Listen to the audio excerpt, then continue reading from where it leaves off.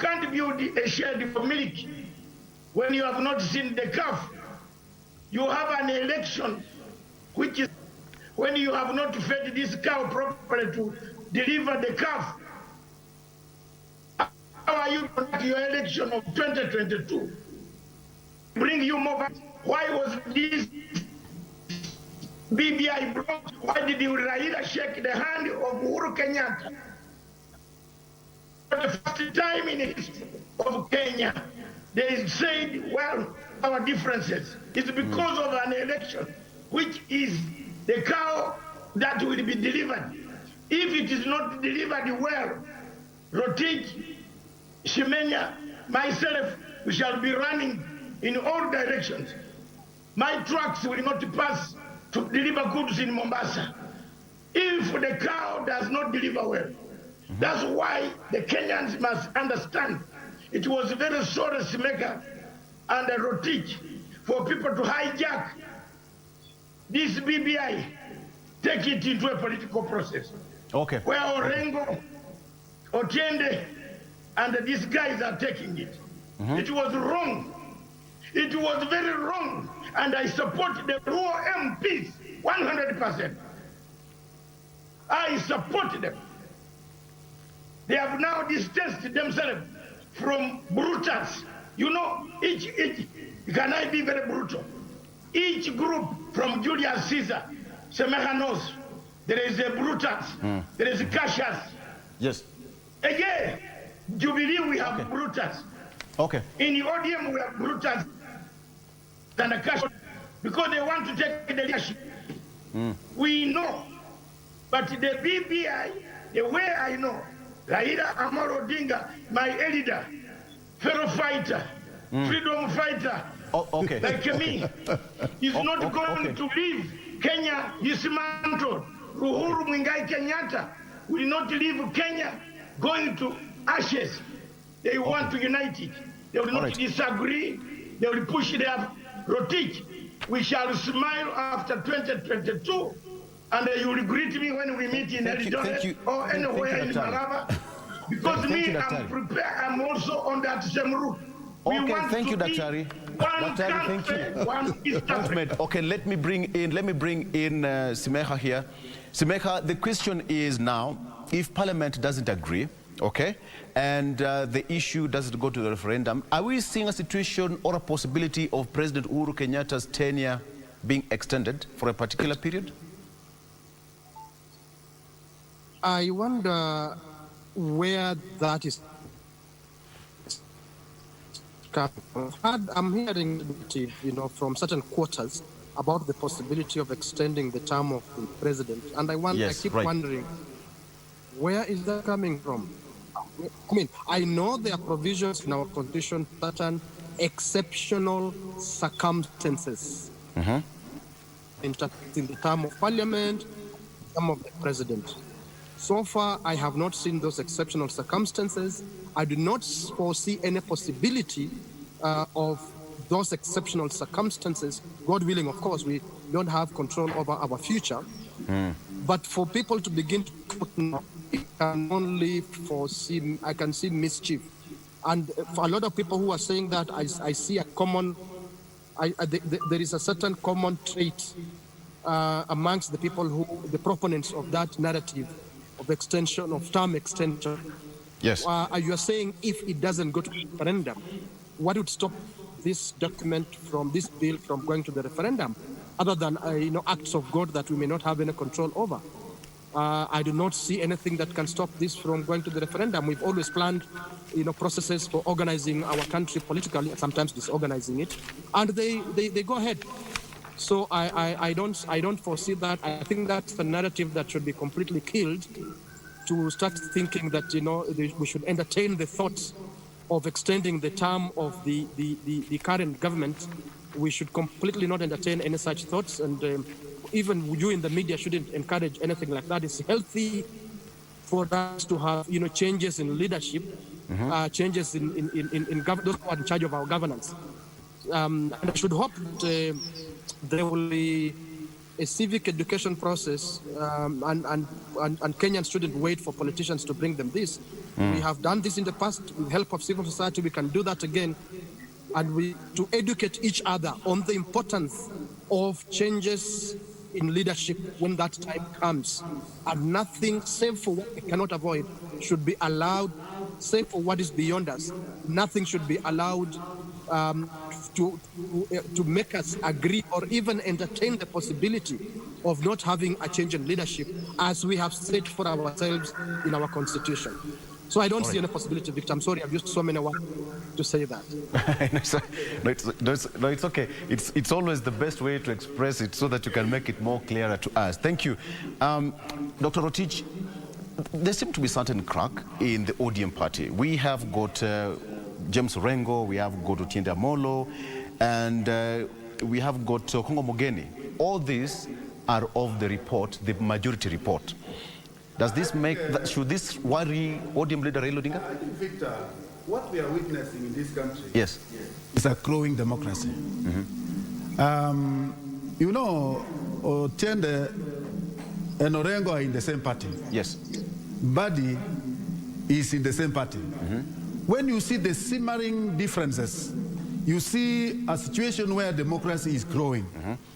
And when you look at critically what Orengo is saying, and Otiende, these are very eminent lawyers in this country.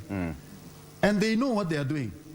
And what they are just proposing is that, can we do something in this document before we take it to the people? I mean, they are right. Yeah. In their own, actually, what they are actually selling is the idea that majority of Kenyans are actually sharing. It is only that these things are being spoken by the same, the two gentlemen. In the same party. The same party. Yes. But I can tell you, Victor, what Kenyans are witnessing now is a true democracy because they speak their minds. They can even differ when they are friends on issues that pertains the national governance. And when I look at it, I am proud, Victor, as a Kenyan, because what we are witnessing is a growing awareness among the Kenyans, growing awareness about the management of their own country, growing awareness about what Kenyans would wish to look, before the others, the countries of the world. So what we are just saying, that this document as it is, Victor, if I was to propose as a layman, I would say, I know in a democratic setup, we disagree to agree. So in such a situation, those who are proposing that we must improve this document, because amendment or what we are actually doing, we are beefing up the 2010 Constitution. And where some people are looking at it as if it is a crisis, we have a constitution in place. And even the extensions of the president's term of office or tenure, it is not warrantable as per the circumstances that we are facing now. The 2010 Constitution, we can say maybe it is 80%, 90% perfect. The PPI is just to beef up, to improve on what we have, not to remove what we had, but to improve on what we had, so that we can have a very good document. So my way of looking at it is that what is there at PPI, we are at 90%, or if say 95%, good so far. Maybe save about 5% that we still call them contentious issues, which if iron out, my friend, we shall have the best document ever in this country called a constitution. Are you seeing a situation where at the end of the day there will be some kind of equilibrium? Soberness will prevail. Yes. As my brother Joseph said, that we don't expect 100% support from our people. I mean, there could be some sizable number of people who will say, yes, this is a document that we can even improve as we go along. But some of these teething issues, I mean, but let me tell you, Nani, creating 70 constituencies is not a small issue in this PPI issue. It affects everything. You see, and if that is what we call contentious, I think the best way out is to put aside that one for future deliberation by the IEBC during the supper times. And we pass that which we believe, that which we'll trust, and we pass through a non-contested kind of referendum, and we come up with a very good constitution. And let me tell you, my friend, the 70 constituencies was not among the major issues that was captured by the PPI. Yes. The major issues are those issues that will address the many marital problems that we have faced after every electioneering year. So in this case, if this thing was added, and it is actually spoiling the taste of the good document that we have, why don't we put it aside and we move on? Otherwise, if that will not be done, the public still will resist at the further end. Why should we push a document that we said let the public decide, when we know very well we may lose a very good document? 95% of this document is perfect. It is just good. So you cannot throw a baby along with the, you cannot throw the towel along with the baby. That is my bottom line. That is my take. Okay. Probably let me just on this Star newspaper here, let me just give you an overview, some of the provisions that MPs found unconstitutional in the bill. One of them is the creation of 70 new constituencies in some of the 28 counties. That is one of them. Second one is severing the vetting of the ministers, principal secretaries and secretaries to the cabinet by the parliament. And the third one is slashing the powers of the National Police Service Commission and vesting them on the Inspector General of Police. Another one, the second last one, is parameters for sharing revenue among the 47 counties. And the last one is determining fees paid by professional consultants by county and national government. So those are some of the provisions that MPs found unconstitutional in the bill, amongst others that they have been raised thereabout. That is the delimitation of the constituencies, the limitation and the creation of the 70 new constituencies. Let's take a break, shall we? We'll be right back after this break.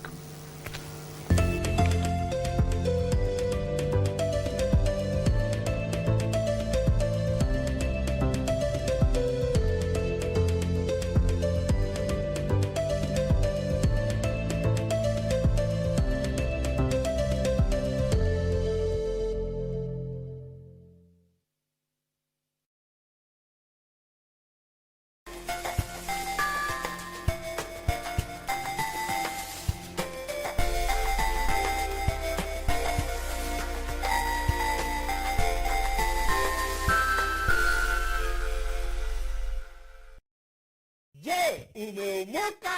Kama hujaomoka kwenye Quickbit ndio mambo yote. Hapa tuko na fridge, kodi yake ni CM. Tuko na gas cooker, kodi yake ni CK. Tuko na TV, kodi yake ni TV. Tuko na simu aina ya Samsung ni SM, ama Oppo ni Oppo. My friend, mahali popote unanitizama, eka hizo kodi zake kisha utume kwa 4032353. 4032353. Alafu utakuwa unaomoka na hizi bidhaa. Kumbuka kwenye Quickbit ni bila bora zaidi kwa bei ya chini kwa chini. Tonight on KBC Channel 1. Stop! This is against the rules of the board. This is against the ethics. Ashok is right. You have already surrendered. Do you even remember what you used to be? Because the person standing in front of me today is not known to me. You shouldn't expose yourself to smoke and flames in this condition. Nag will rescue your show, do not worry. Hand against the sheen! Hand against the sheen! Tonight on KBC Channel 1. Do you want something to happen to Valeria or to Aunt Eloisa? Is that what you want? I suppose you're with my daughter, so don't ask who it is. Yes, go ahead. How much do you want to stay away from my daughter? Actually, that is not what it's about. But I should. Before Emma was supposed to be convicted, she died. Emma? Dead? Yes.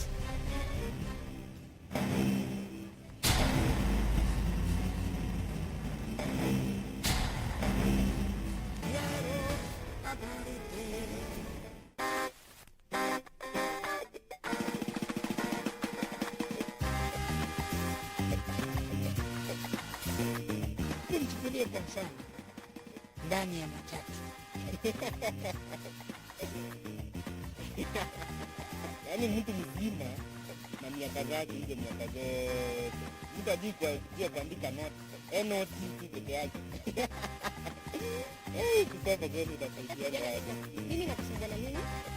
Nauliza. Ni bwana. Dia.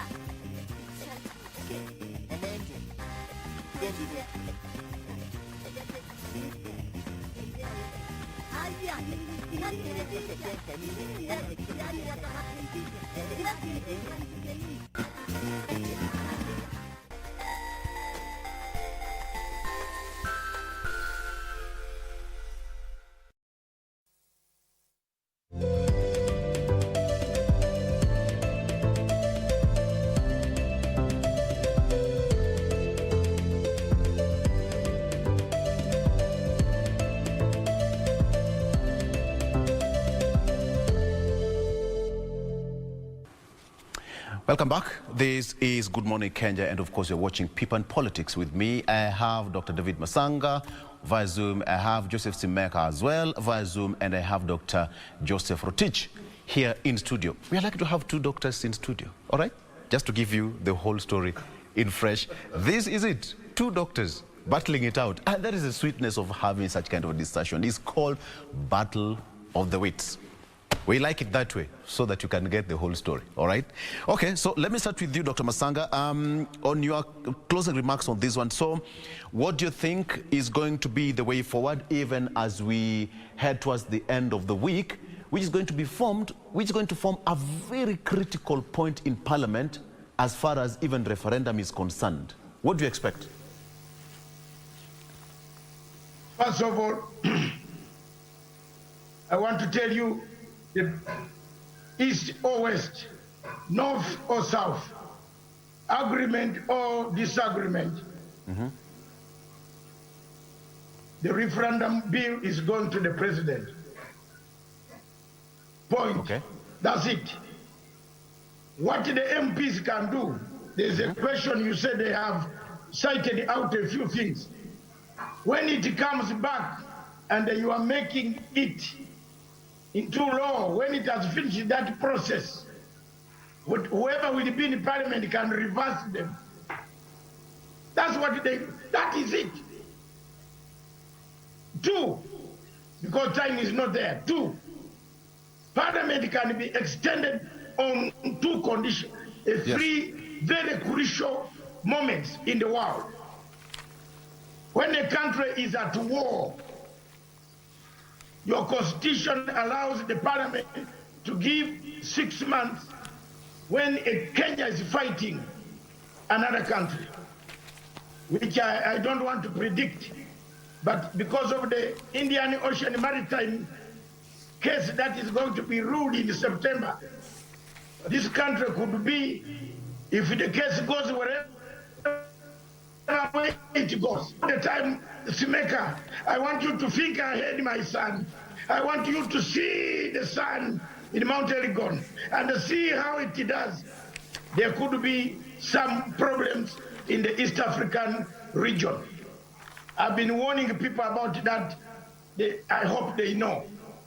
If that happens, the Parliament of Kenya, and Kenya is at war with any country, they can change the time elections can be pushed.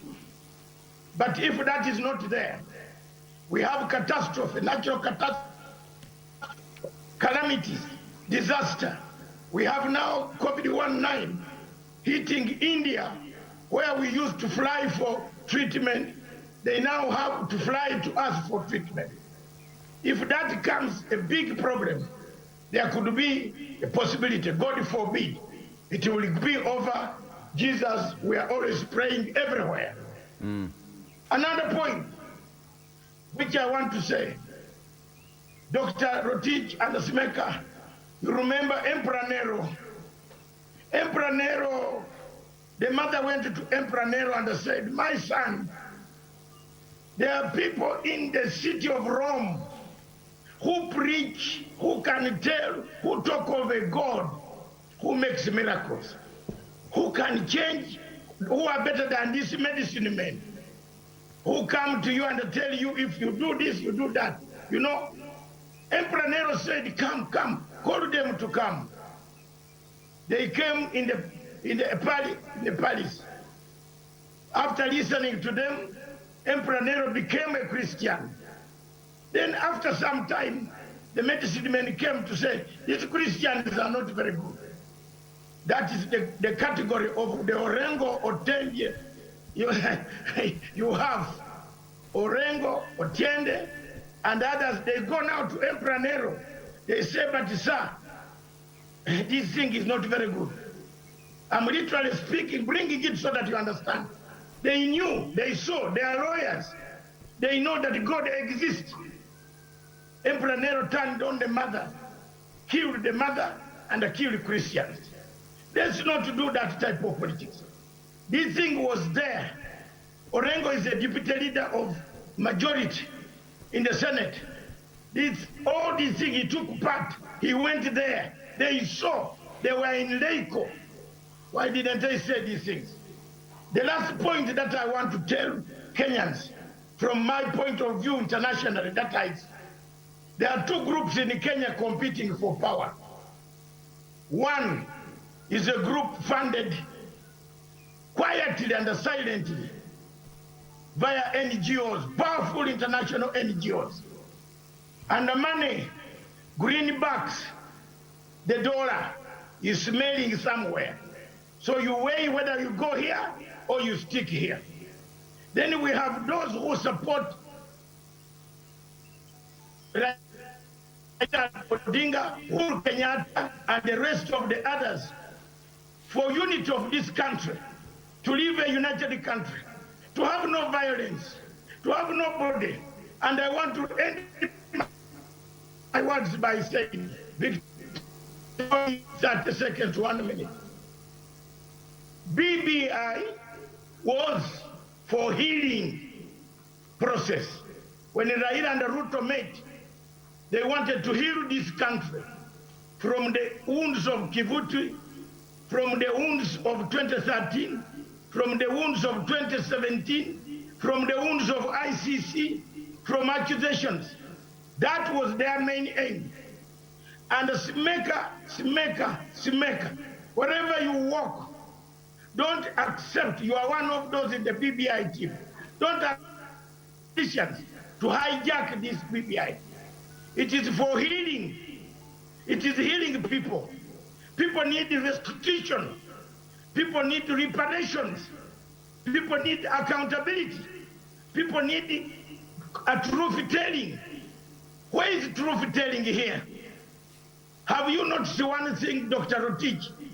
That when you go to a restaurant in Kenya, in Nairobi, and you step on somebody by mistake, and the tea pours on his shoes, have you seen the type of eyes he uses on you? Have you? Dr. Rotich, I have, even in a good hotel, you see how a man can look at you.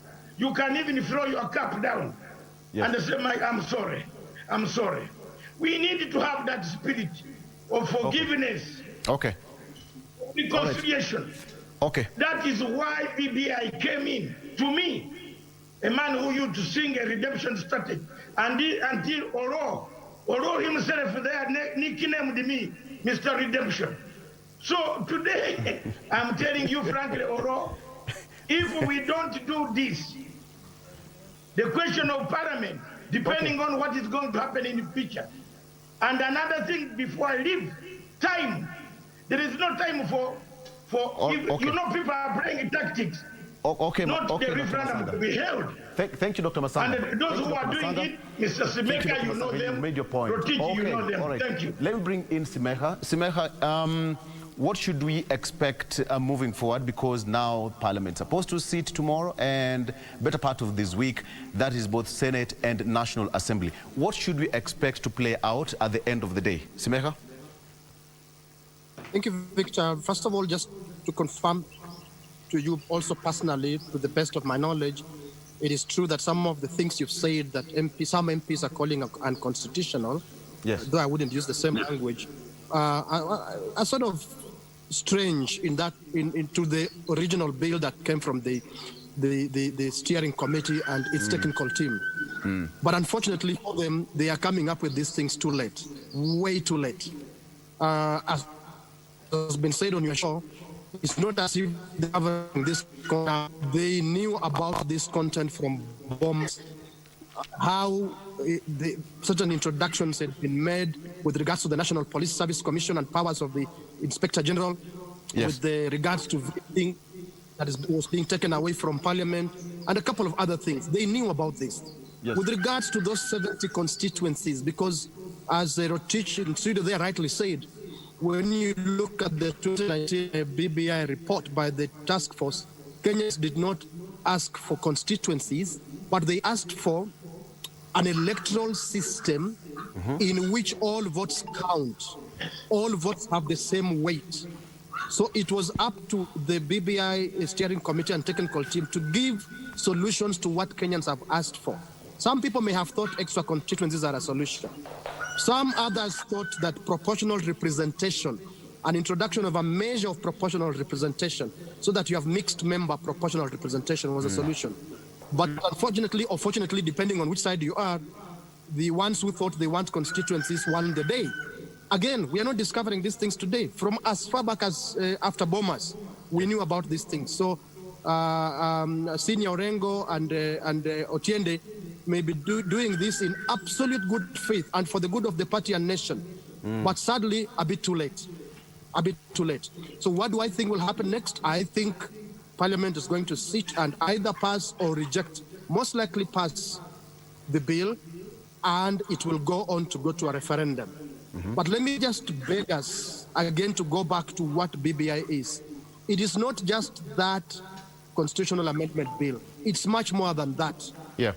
So even as we accept with Shingo Pande, because, you know, it's like we are being forced to swallow some hot potato, can we then pay attention to the larger provisions of BBI and insist that we have a truly national conversation on what's wrong with the country and how we can go forward as a better country? Absolutely. Absolutely. That's it. Rotich, what should you expect this week? I think my expectation, Bwana Victor, Parliament is key. It's a key organ in the whole system, organs of the government itself. And I see Parliament or post-Senate and National Assembly as key people who will give the direction and substance to this amendment bill. I mean the BBI. So in this case, I'm not expecting that they will reject. Yes. But if there would arise some soberness to correct what we said, they are not agreeing some of the contentious issues that are in this PBI. If by any will or any way they can correct it, as we put it into referendum, it will bring us less work, because the majority of Kenyans will say yes, it was accepted or endorsed by the members of Parliament, the members of the Senate, who are their members. You see, Parliament, be it the Senate, be it the National Assembly, the National Assembly, these are key organs. This is actually the key leadership of this country. So the direction that they will give matters a lot. When it comes to taking this thing to the referendum, these are the same people who will lead the campaign, influencing the people to vote for this or not to vote for this PBI bill. So in this case, it is very, very important that we respect what will come out of the Parliament, because it will give the genuine direction, it will give also the kind of influence that we are anticipating to find on the ground as we go to the people. So in this case, I don't foresee a situation whereby the Parliament will reject this. Let me just chip in, as Joseph Simeha has correctly put it.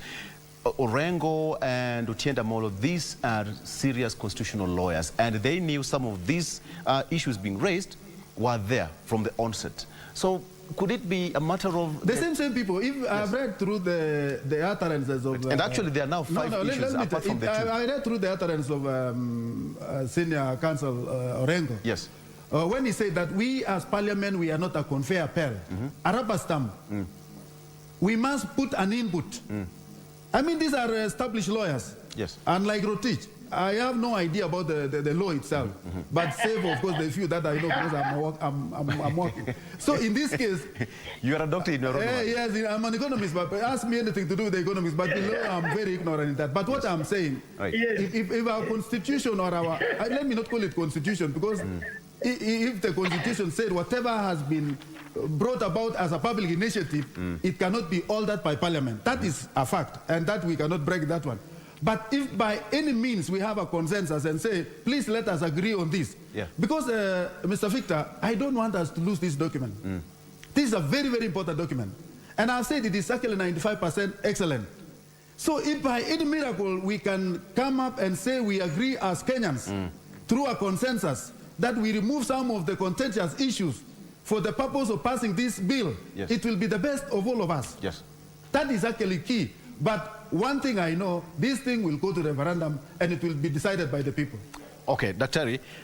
As we close up this, this conversation, as an economist, where do you see ourselves as a country as where we are? I mean, the wage bill is getting high. People are now still getting into their pockets deeper and deeper. Where are we? And now Okwiri Etani says that debts amounting to 273 billion shillings yet to be settled 2 months to end of current financial year.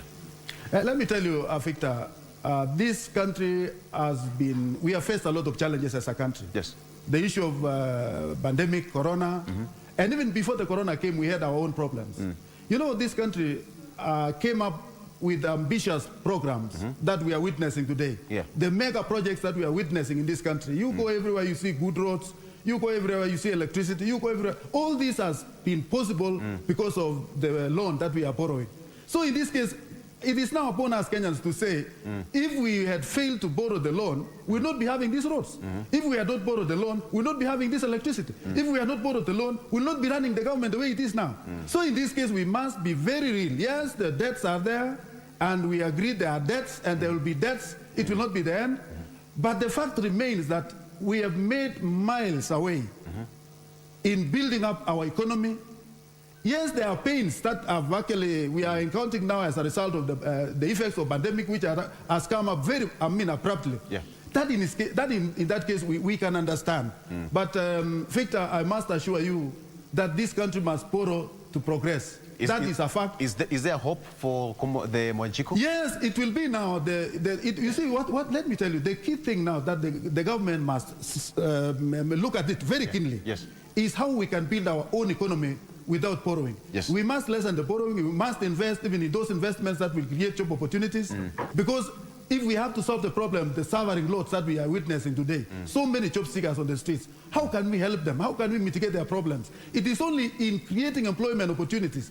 The only mistake, the only problem that we have, Victor, is because most of the investment that we did as a country are long-term in nature. It is long-term to realize. Because if we talk about SGR, we talk about the Kenya Airport Authority, we talk about all these mega problems, roads that we have now. It will take a lot of time to yield. So in this case, that is why we are feeling the pain. But the moment the country begins to realize the yield of what we have invested, we shall be singing hallelujah, all of us. But as of now, the pain is worth having. Let me tell you, Victor, when a woman is at labor, it is the one thing that can happen. But once it bears a good child, everybody will enjoy. Even the mother will forget the kind of pain that she experienced. That is the kind of experience that we are moving on. But Kenya will come to the limelight. Dr. For once, Dr. Masanga has agreed with you, and actually he's even clapping. Dr. You can clap. You have all the permission from me to clap for Dr. Rotich. Clap. Before you close, I want to thank Rotich. Yes. For being so nice at the end. Rotich, now he's been nice all through. Now you are teaching. He's been nice all through. Every country must have a debt. You must borrow for future investment. Now, brother, we are talking. Thank you very much. And that is what we want. And a cow. You see, I brought that cow narrative. I told you, before the cow produces, you don't go and build also a shed for milking. Okay. Now, when we see that calf has come out, all of us are going to smile. Haven't you seen? We are smiling, you and me now. Okay, thank you. That is the subject. Thank you, Masanga, and you have got a Kenyan flag. Asante sana. Simeha, from where you are, your last word now in 20 seconds. I want to tell Rotich, always be patriotic.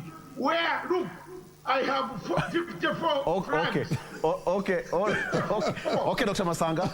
Okay, Dr. Masanga, let me bring in Rotich. Let me bring in Simeha to have his last word. Thank you, Daktari. Thank you, Daktari. Simeha, Rotich has talked about longevity in terms of what we are borrowing and the longevity of what we should expect. Your last words in 20 seconds. Yeah, my last word is we made mistakes in terms of governance. We will bear the consequences for quite a while. It's not going to be easy. I don't think it's going to be as easy as has been said. Until and unless, in my humble opinion, we have a leadership that realizes that made mistakes, has had a huge negative impact on our economy. Those who have made these mistakes, I don't think we can solve them. I think a better leadership will help us resolve where we find ourselves in. And lastly, Victor, remember a man called Major Retired John Say?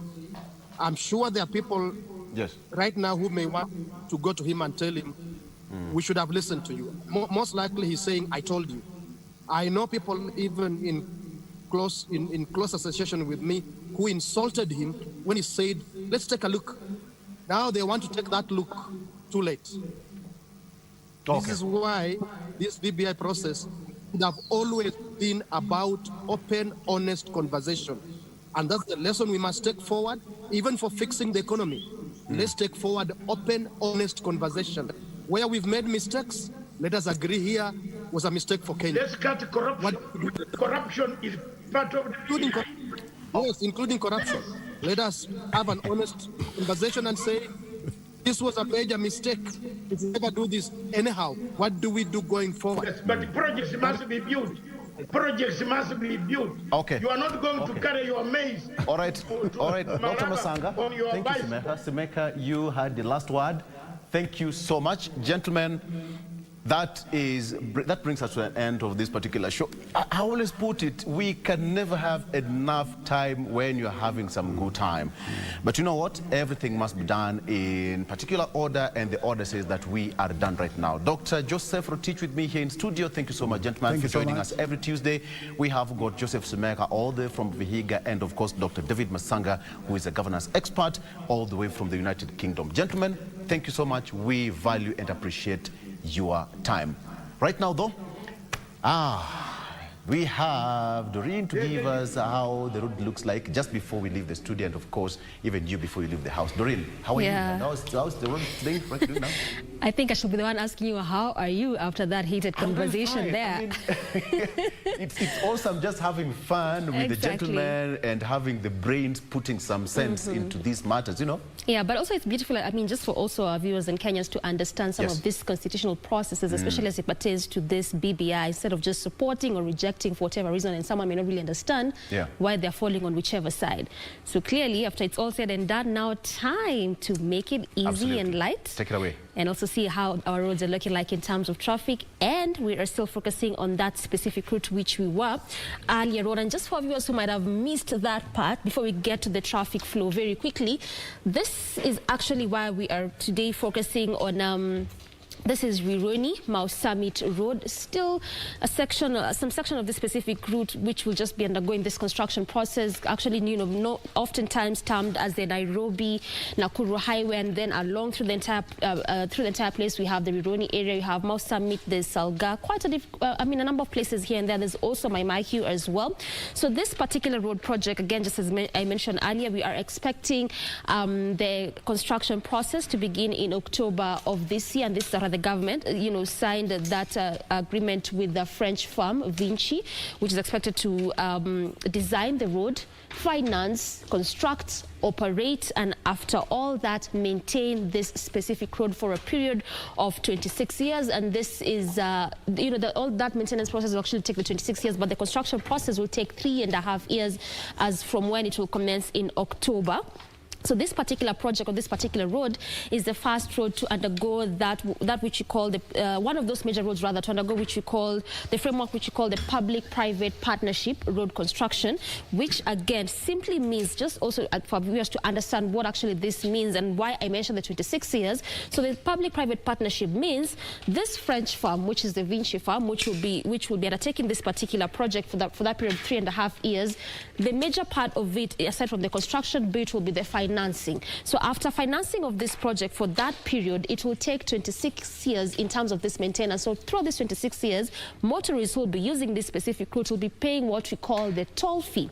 Now, this toll fee is now what brings up the public part of this public-private partnership, because it's through this toll fee where the French firm will be able to recoup this money in which they used to finance this particular road. And this is going to be a 233 kilometers road, one of those busy roads. So just from what we're seeing from these images, clearly from those trucks as well as the vehicles, just showing that very instrumental, especially when it comes to the transportation of this cargo from Nairobi to those counties in the western and Nyanza part of the country, as well as also from those areas coming to Nairobi, and also from outside Kenya, that is countries such as Uganda, Tanzania, coming all through with the same, you know, the cargo and goods. So part of what will be included on this specific road will be the widening of this road from dual carriage to a four-lane road. In addition to that, it will also have what the bus stops, or if you may, the different terminals here and there, just along the entire stretch. And also, as what I mentioned earlier, is that they haven't really quite talked about footbridges, which is what we normally see, especially on most of these new roads that are being constructed, either reconstructed, expansion, or even rehabilitation. On this specific one, they haven't really mentioned that. But also what we know is that it will also have pedestrian walkways. So in as much as they're trying to make it easy for motorists, those using this particular road, either going to those areas which I've mentioned, or even going about their businesses, or even just transporting this cargo as well as the goods there, but they're also trying to make it easier for these pedestrians here, or those that will be using this specific route. So that is part of what will be inclusive on this specific route, even as they expand the road. Now, a very quick look on the traffic, try to see if at all things have changed or is the same as how it was. You can remember that earlier on there was barely any gridlock, especially on the areas around Maimahiu, given the fact that also around this area there's still some ongoing road works. And unlike the other road which we are looking at, which is Rironi Mau Summit, where they've put a tagline on when the road is expected to come to a complete in terms of construction, on this specific one they have not said anything. This is around the Maimahiu area. We have been seeing a lot of ongoing construction works, and again, for those that use this specific route, especially for those going to western part of the country, Nyanza, you can bear witness that around this route sometimes get a bit confusing because of this ongoing construction works. But right now, in terms of traffic, things have changed altogether. This is how it is looking like right this very minute in terms of the gridlock there. Earlier on it was just green all through, you know, moving at a very swift pace. But right now, just before you get to that intersect there, this is as you get to branch off to Maimahiu Narok Road on this section, as well as Maimahiu Nakuru Road also on the other side. That is just where, you know, the gridlock is being spotted in some sections, moving at a very slow pace. But also this can be well attributed to those ongoing construction works which have been going on for some time, which ultimately lead to this kind of the heavy gridlock we are spotting there on the other side, moving at a very fast pace. Looks like things are changing there just a bit on that section, but at least in as much as there's a bit of a gridlock, it's altogether manageable kind of traffic. And this is the road situation there on that section, one of those areas where there's still some ongoing road works as well. Just as I mentioned earlier, we'll continue to keep a close eye on what is happening, especially around the Rironi Mau Summit Road, until we see that construction process begin, and also up until when it'll come to an end. Thank you for that, Ms. David. We appreciate you for always coming through with that update, my guy. You are the guy. Take it away. All right. We want to continue on to the next conversation, and this is all about Entrepreneurship Tuesday, where we get to have conversations around anything involving business. And today it's going to be all about our youth. We're living in a time where the youth dividend is blowing out of proportion. We have so many young people who haven't gotten a stable source of employment, and COVID-19 made things worse. But when it comes to how we as the young people prepare ourselves for employment, how employable are we? How are we helping develop our careers from a personal point of view? That is what we're going to be talking about today, understanding the scope of career development. And we have such a fantastic guest with us in studio this morning to help us understand all this. We have with us Jerusha Otieno, who is the founder of Nano Venue. Karibu sana, Jerusha. Thank you. Thank you for making time to be with us today. Thank you for having me. Absolutely. I'd like us to start with your social media handles. Our viewers can also interact with you on that platform. Okay, so our social media handles are on Facebook, NanoVenue, on Twitter at NanoVenue, and then on Instagram at NanoVenueKE. All right, there you have it. And of course, the official hashtag is still Good Morning Kenya on Twitter, at Jane Wamboy across all the socials. We welcome any questions, comments, or clarifications that you may be needing from this conversation. Let us start by understanding what NanoVenue is all about before we get deeper into this conversation. Okay. So NanoVenue is a career development center, and there we provide people with the tools and the resources they need to grow within their careers. Our focus is majorly on the youth, 18 to 30-year-olds, but we go all the way to 35. And we're saying that as young people, times have changed. What used to work for our parents is no longer working. Yeah. So what do you do now, given the current circumstances and even with COVID and all that? How do you go about it to ensure that you can get started, number one, on your career, and then grow it and to the level that you want to go to? All right. Yeah. What got you onto this journey of understanding the role that career development has to play when it comes to the actual bit of trying to develop your career or even change your career? Tell us a bit about your journey. Okay, my journey. So I graduated from high school, joined the university, studied biochemistry. And you know what? Biochemistry. Yes, now life starts. Nice. Okay. So you finish up and you're thinking, I'm going to go to the lab, most probably in a research institution somewhere. And you realize that, you know what? Unemployment is real. It is real. You know?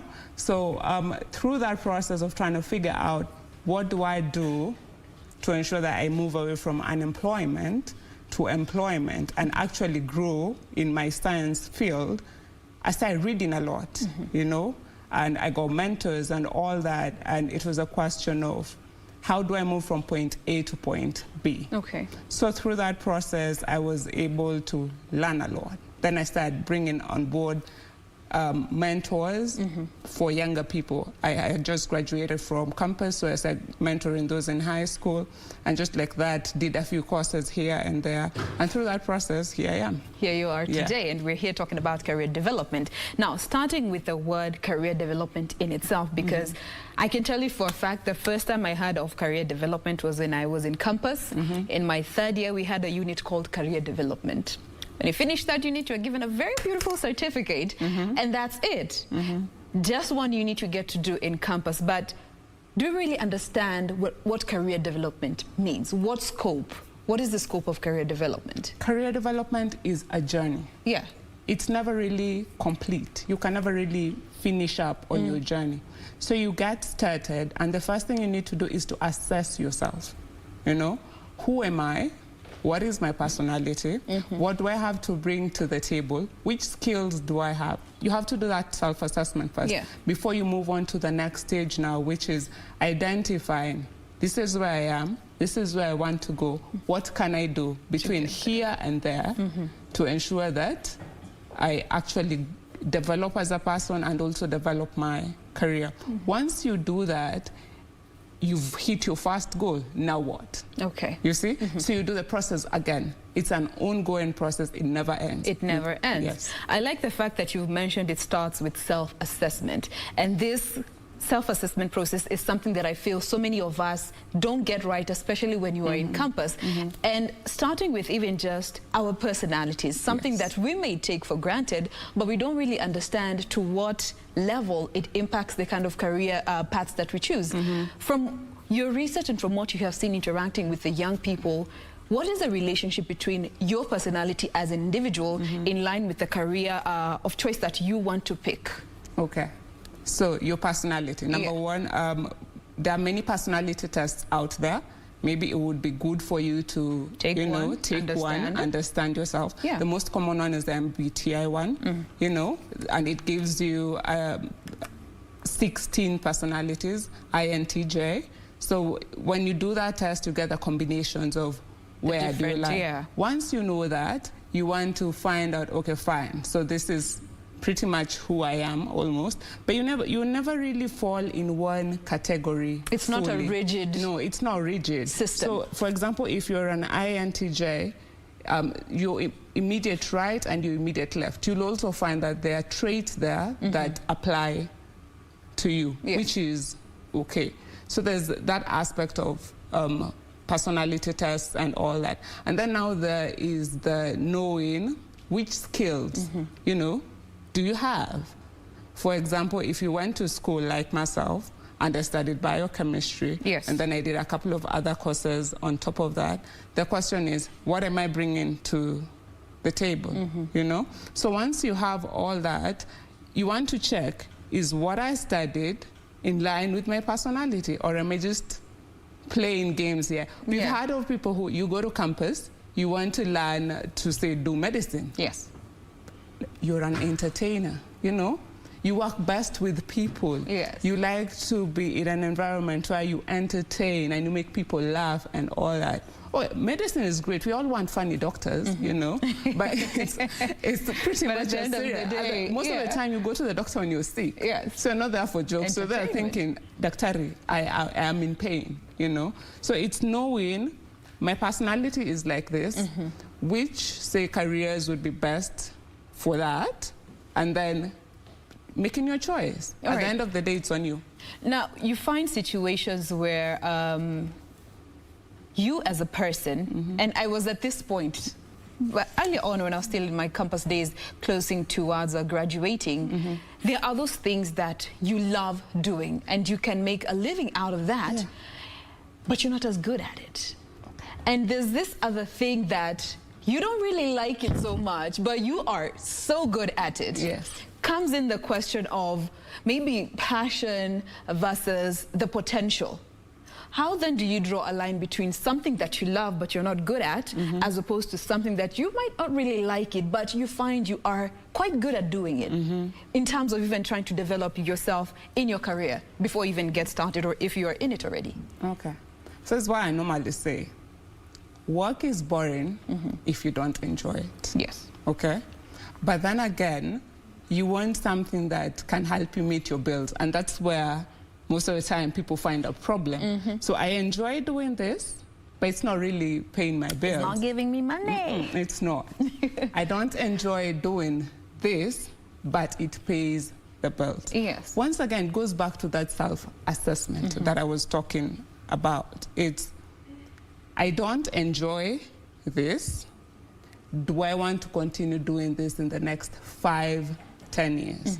Or do I want to make now a career switch? Looking at the future, the long term. Yes, you want to look at the long term. Okay. And if I'm going to make a career switch, I've been doing something that I didn't really enjoy, but which skills can I pick from here and that can help me on the other side? No, those are the transferable skills that, you know, people talk about. Maybe you know how to sell. Yes. Maybe you are a salesperson on this side, and you want to move, say, to media. You can still use your selling skills, just in a different way, you know? So for me, I normally say that assess yourself. At the end of the day, you want to be happy. You only have one life to lead. It would be awful if on your deathbed, you sit and go, I wish I did this. I think that would be the worst. Regret having lived an unfulfilling life. Yes. Now, let's talk a bit about the mindset that this youth group that, you know, you're targeting has, and especially when it comes to the traditional way of working and developing your career versus the new forms and the new age of employment and the different versions of employment is coming up in this day and time. And you find for some, when you're still in campus, and this even goes back to even the education system. In school, you are taught traditionally how to do things, how things have always been done. But when you get to the job market, just looking at last year, 2020 shifted employment from your usual 8 to 5 in the office to remote working. How then do you strive to get that balance in order to ensure that you're also advancing as a career, especially if you're just getting into the job market, considering what you've been taught and what you're finding? Okay. So this one, I think the schools are going to be slightly mad. But we're here to speak the truth. The truth is, most employers, and these are the people you're going to work for, say that, you know what, there's a disconnect between what you learn at school and the what labor market, the employer wants in the labor market. So the question is, for now, our parents used to say, go to school, get a job, get married, the rest of your life follows. That's not really working anymore.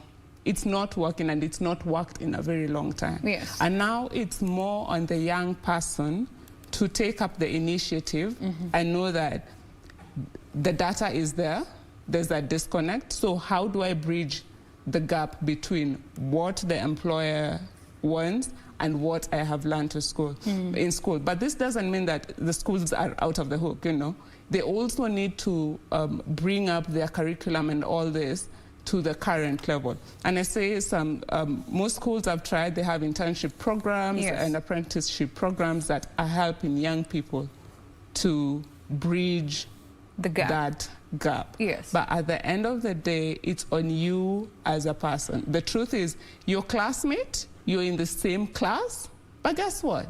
When you're looking for jobs, that's your competitor, So it's knowing, all of us have been taught this, but then what's that extra thing that I have that makes me more employable than the other people? All right. Yeah. Now that brings us to just before you get into the labor market, you are in school studying, and you find, at least these days, the courses that are being offered, they're quite broad before you get to major. And at that point, is it important to consider different career paths that fall within the bracket of area that you study before narrowing down too soon?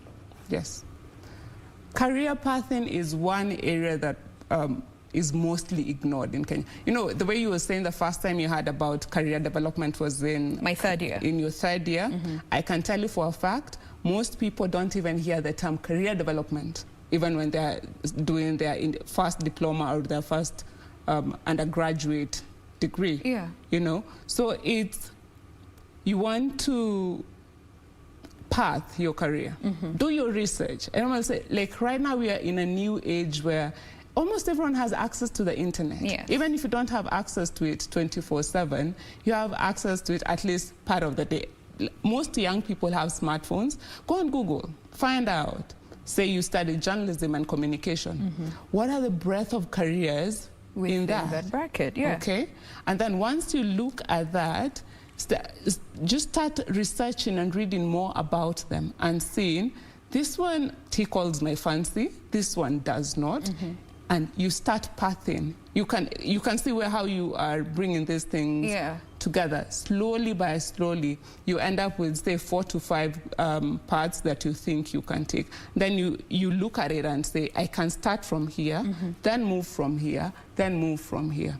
In the process, bring in, say, some mentors and some coaches, people who are already in the industry, and they'll tell you, that path kind of hard right now, You want to say, go and do this course, that course, or maybe look at a job in this area or that area, and it helps you grow.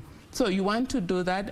Schools also have, most young people ignore their career offices. Please go visit your career office at school. I know it's usually most of the time at the back somewhere. And no one really knows it exists, but they have invaluable information. So go there, talk to them, and they'll help you to path your career. Now that brings me to the next aspect, and this is something that I had to learn while I'm in the job, and it would have been such advantageous if I learned about it way before I got into the industry. And this is all about the value that interning and networking have to offer, also volunteering, in line with helping build your career in terms of the experience that you get to build and make yourself more employable. Number one, internship. We're living in a time where so many people want paid internship. Arguably so. We all have needs. You've got to eat, you've got to pay some bills. Most of us, at least those who are in campus, wanaishi kwa kabetsita flani, they have bills to pay, so they would prefer paid internship. But they're not always there. Why is it important to take up any forms of internship that are potential experience builders, in as much as it might not have financial gain when you are starting? Okay, so internships, I like that bit. Internships now give you the hard skills and the soft skills you actually need to survive the marketplace. The technical skills of whichever career you've chosen. That's why you go to learn about it. But then again, you're not working alone. You work with people. So how do you handle people. School doesn't teach you how to handle people. Oh, it doesn't. It does not. Oh, my goodness. And the reality is, for most people, what determines how far you go is not only your hard skills. It's how do you relate to people. Your people skills. Yes, your people skills. So that's where networking is. But networking is not going and picking business cards. You know, you go to networking events and everyone has a card, you know? Yeah. And they dish them out and you're thinking, yeah, I networked. That was successful networking. You didn't really network. Yeah. Go.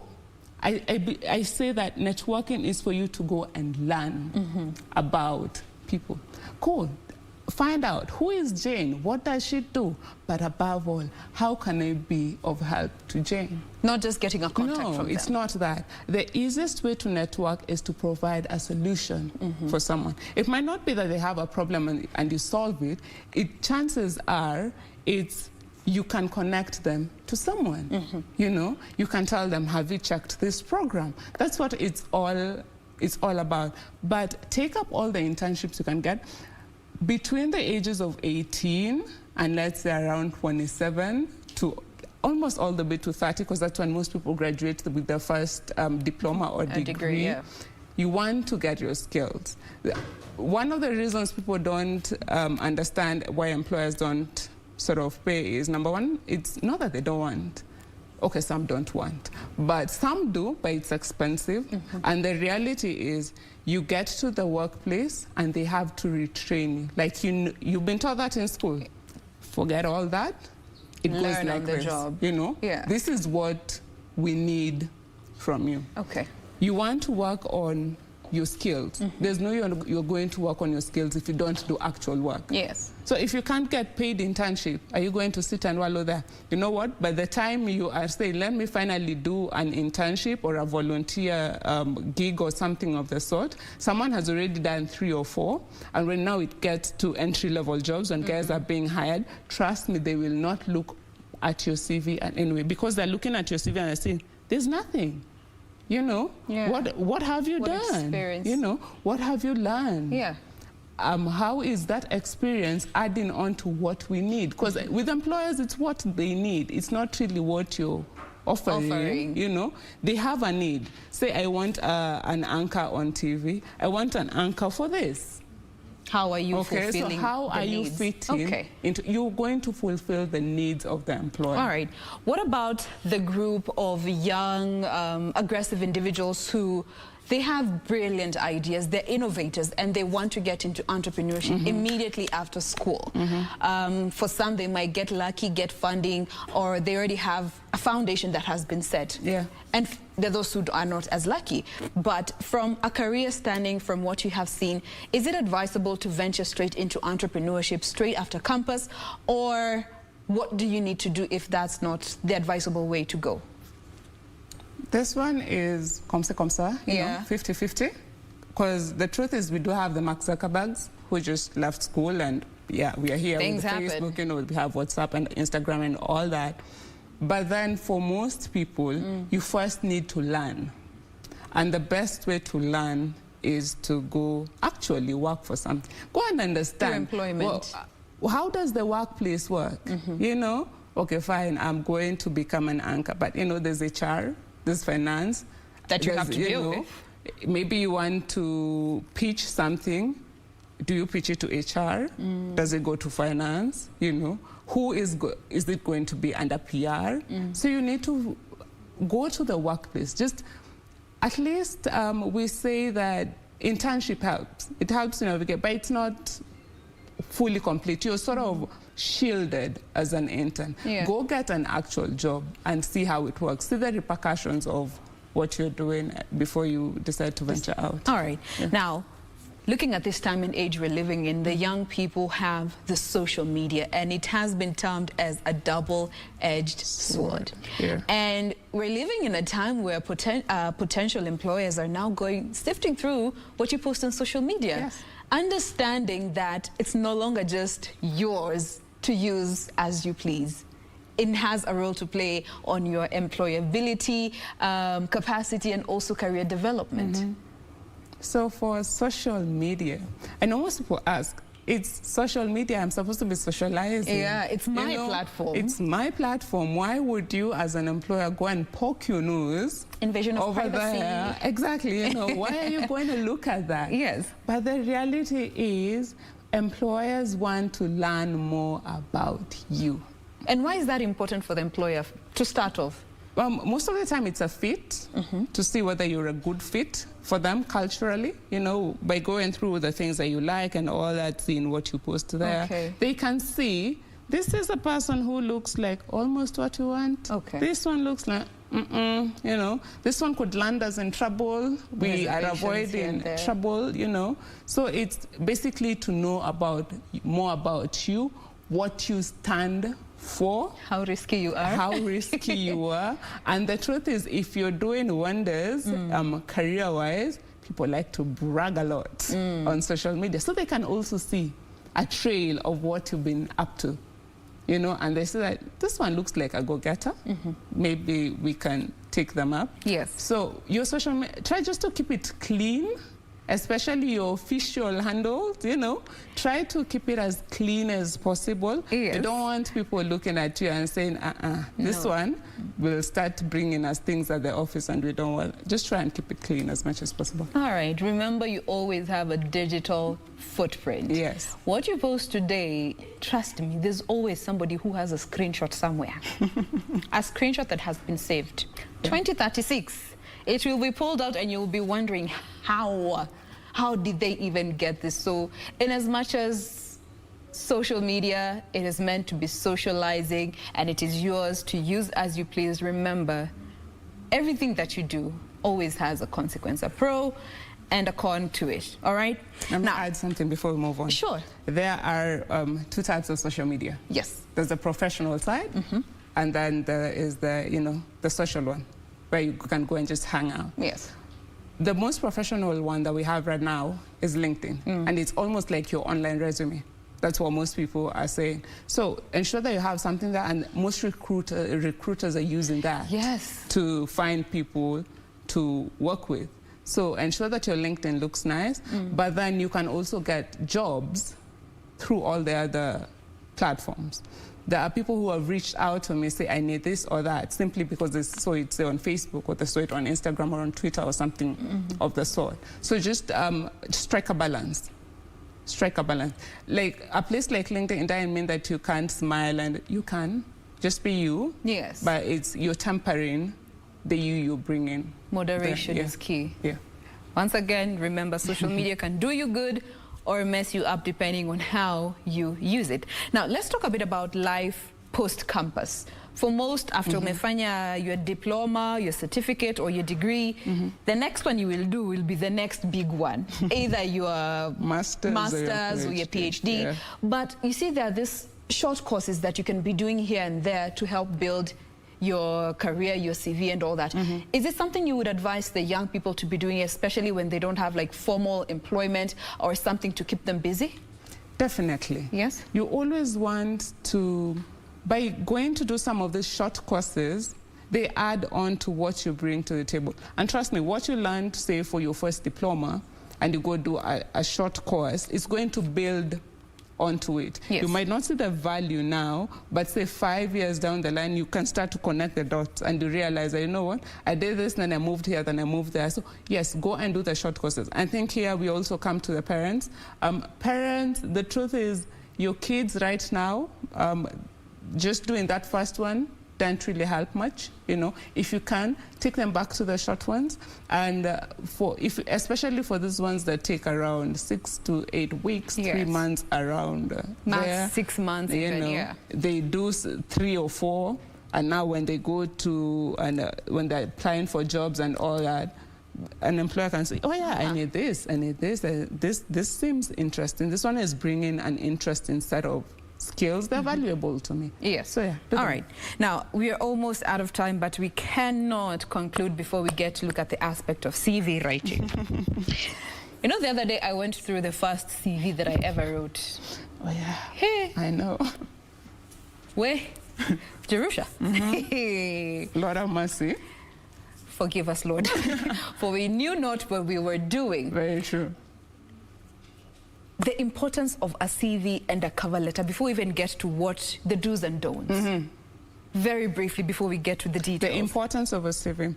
In short, you use your CV to sell yourself. That's the whole point of the CV. Same to the cover letter, but your CV is a longer version, so you're using it to tell them, this is who I am, this is what I've done, this is what I'm bringing to the table, and this is how I'm going to be of value to you. Your organization. You know, you're going to sell yourself. The cover letter now is a backup. You can't, you don't want to repeat the same stuff you have on the CV in your cover letter. It's to tell them more, you know. So I know you already read my CV, that's all good. But then there's also this about me. You can, there's this more that I have to bring to the table. That's the importance of the CV and the cover letter. All right. Yeah. Now, back in the day, CV, there are a lot of things that were included there that, my goodness, they were completely unnecessary. Very briefly, just take us through the basics, do's and don'ts when it comes to putting together your CV, and especially the information. So the do's and don'ts. There's information that you should have, then there's information that you shouldn't have. One thing I see a lot of, do we start with the do's or the don'ts? Start with the don'ts so that we don't do that. Let us, because those are mistakes that I feel we tend to do because it's what we're used to. Okay. So one of the big ones is usually you want to add your picture, whatever for. You know, you put in yourself in a position where the other person can judge you based on your look. Physical appearance. And not on what you bring to the table. Don't do that. There's no point of adding stuff like your race, your date of birth, your marital status. Okay, how does that link to the job? You know, religion. Yeah, your religion. Hobbies. Your hobbies, you can. That depending on the role? Yes, it depends. Your hobbies, you can. But then, your hobbies, it's at which level of your career are you? You know? Like, for example, you're just starting out after college, you can, because it gives someone a glimpse into more about you. But for then senior roles, again, it depends, but most of the time you don't really need them because your CV speaks for itself. Okay? And then we do a lot of, you focus on the responsibilities. Say, like you, I used to host this TV show, I used to do this. Fine. Any other person who's done, say, journalism can do that. I want to know about what have you accomplished. Because then it shows, because then it shows me that you bring in value. Wherever if I bring you on board, you're going to add value. Yes. Okay. So you also don't want to have a CV that's too long. Around 2 pages, 3 max. You know, 3 maximum. And that's usually for senior level people. But straight out of, say, college, a 1-pager. I know it looks crazy, but a 1-pager will do. And then from intermediate level to mid-career, even to some level of senior careers, you want to do 2 pages max. So if it's not that, 5 pages, 10 pages, I beg. Why am I reading? No, I'm going to spend, say, 6 to 7 seconds on your CV. I can't do 10 pages in such a short time. All right. Now, my directors tell me we're completely out of time, but we are definitely going to invite you back to continue with this conversation, because I feel there's so much more that we need to look at, especially when it comes to CV writing and the other aspect of putting together your resignation letter when it comes to career development, because people burn bridges, and that is not good for you when it comes to your career development. But due to the constraint of time, we'll pause there. Of course, we're going to be having a second part of this conversation. We have been speaking with Jerusha Otieno, who is the founder of Nano Venue, a career development organization. Thank you so much for coming through and sharing with us from your point of knowledge. We thoroughly appreciate that. Thank you for having me. My name is Jane Wamboi. On behalf of the Good Morning Kenya crew, we wish you a lovely day. Be sure to join us again tomorrow morning right here on KBC Channel 1. God bless.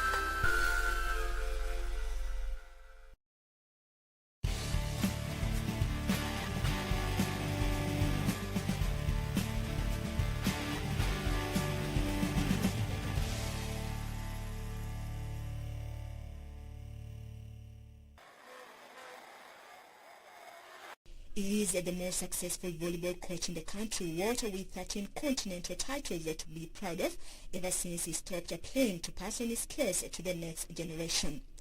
David Lunaho discovered his talent at an early age when he doubled up as a footballer. I started volleyball way back in 1980 as a very young boy, and I was really encouraged by my father, who was my first coach, who was also a volleyballer. And from then on, I never looked back. Though at some point I played football, but still volleyball took most of my time. I played football in high school. I played football, and I was also engaged in a club when I was still in high school, because I played for two clubs in Nakuru, that is Transcom and Nyanam. And I continued playing volleyball through primary and secondary. And even after I cleared school, I got my first employment at Kenya Railway School Volleyball. And I've played volleyball all my life. I think it's because of my father. He was really encouraging me to play volleyball. And he saw something in me, because he told me he's seeing a brighter future for me in volleyball as opposed to football. And I quite agree, because I've done quite a lot with volleyball. I've gone very far. I've made whatever I wanted to make. So I believe my father was not wrong. It was a privilege to join one of the topper clubs in the country at the time while in school. It was way back in 1983, if I'm not wrong, when I was, I think, in Form 1. And then I was very, very good in volleyball. One of the clubs in Nakuru approached me to play for them in the National League. And I was surprised, because I thought I was still very young. But they carried me up to Machakos, where we were going to play some league matches. And I was very happy being a young boy in Form 1 and playing the National League for the first time.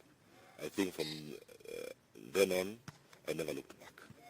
Nakuru is also the place where he earned his nickname Dimosh due to his admiration for one of Kenya's legendary boxers. Dimosh is a name that I was given way back in Nakuru when I was still a young boy. I used to be a fan of boxing at some point when he had that boxer who was called James Dimosh Omondi. I used to admire that man. Even some of my t-shirts, I had handwritten at the back, Dimosh. That's how the name came in. Dimosh, the volleyballer, later relocated to Nairobi to join the city-based Railways team from 1987. I wanted to join a stronger team, and I came to Nairobi and joined Kenya Railways, who also offered me employment, which was by then one of the top 3 teams in the country. I didn't quite achieve much, because for the years that I was in Railways, from 87 up to 1994, we didn't win any major title, as in the league or what, but we finished runners-up almost for around 6 years, as runners-up to Posta, who are the champions for those years. He later decided to bank his future with the KCB Men's Volleyball Club, where he led them to many triumphs to be named the best setter in Africa. At KCB, I did some good things, because we won the league 6 times. From the time I joined KCB, we won the league for 6 consecutive years. We happened to represent the country at the Africa Club Championships for the 6 years, where our biggest achievement was when we finished number 4. That was in 1995 in Nairobi. We finished at number 4 in Africa. And also the same year, I was voted as the best setter in Africa. So that was also a very big achievement for me. That success earned him a place in the national men's volleyball team, where he proved his worth too as a setter, a position he held for a record 12 years. I was first capped in 1990. The national team was preparing for All African Games in 1991, and that was the first time I was called to the national team.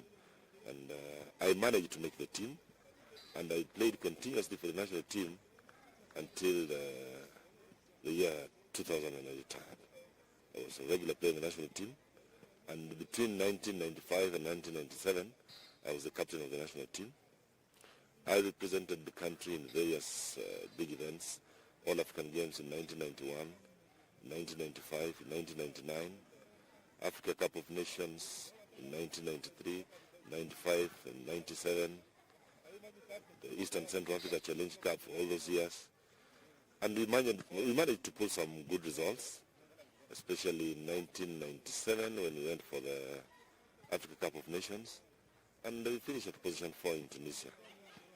And, we didn't win any major event with the national team for men, but I believe we did our best, because when we came to the national team, our team was ranked very low, and by the time I left, I think we are ranked among the top 7 countries in Africa.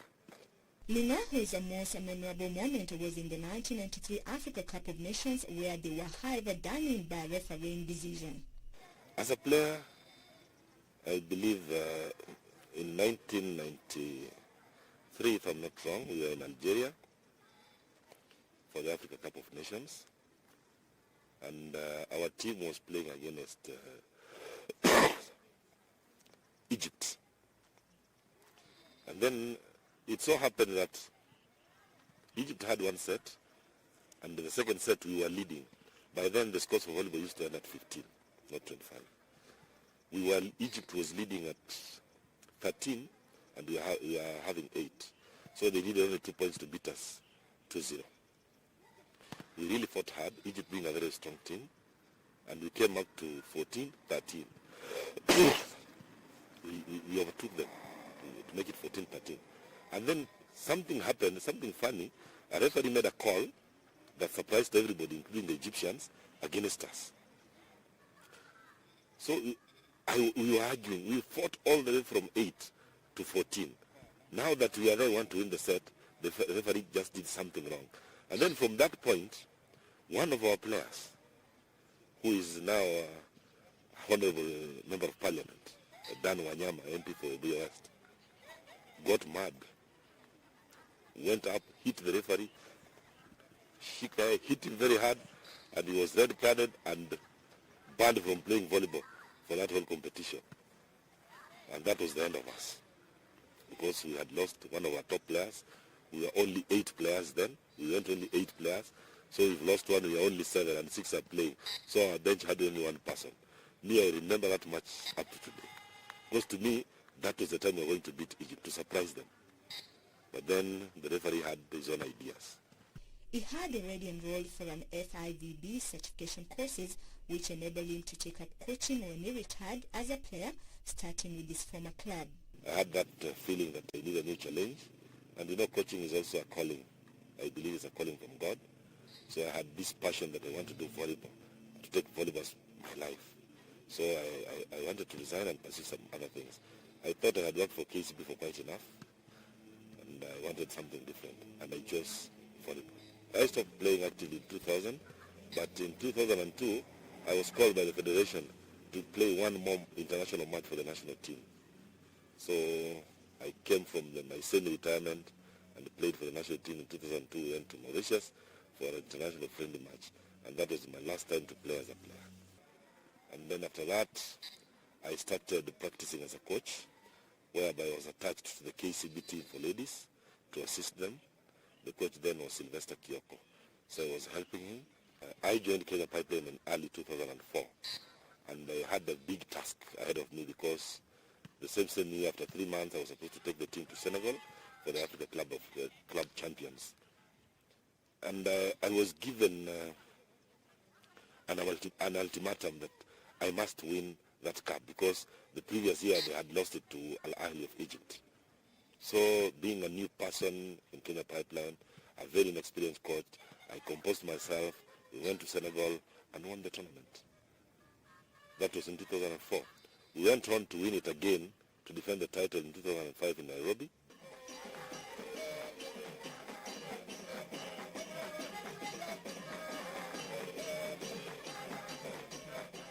The veteran player's immediate achievements spoke volumes, and the Kenya Volleyball Federation did not waste time in appointing him as the national women's coach, where he led the team to nothing short of glory across the continent, despite the many challenges he faced along the way. From 2004, I was also engaged in coaching the national team, though the national team have been on and off. This time we are there, next time we are not there. But I remember the first time I was given the national team as the head coach was in 2005, when we went to Abuja for the Africa Cup of Nations, which we also won. And then in 2007, we defended the title here in Nairobi. So, but in 2006, I was also the head coach of the national team. But when we were going for the World Cup in Japan, they brought in a Japanese coach who took over the team, and I went in as an assistant coach. It was good because to me, it was a learning experience, and I took it with good heart because I also came to learn a lot from that coach. And I've been coaching the national team in 2007 again when we went for the World Cup in Japan again as an assistant coach. I've gone to Japan again in 2010 World Championship as an assistant coach, and also in 2011 as an assistant coach. But during the qualifiers, all the qualifiers, I've been the head coach. Kenya Japani tuende sasa. Kwenda kwao sio kwa rahisi. Wamefanya kazi ya ziada hapa. Overtime. One thing I believe, for the few times that I've played, or our teams have played in the World Champions of the World Cup, we've made a lot of progress. From the times when I was still young, our Kenyan team was going for the World Cup, they were being beaten 15-1, 15-0, 15-4, to now that we're even making sets, we are taking sets from the Europeans. It means the gap is bridging.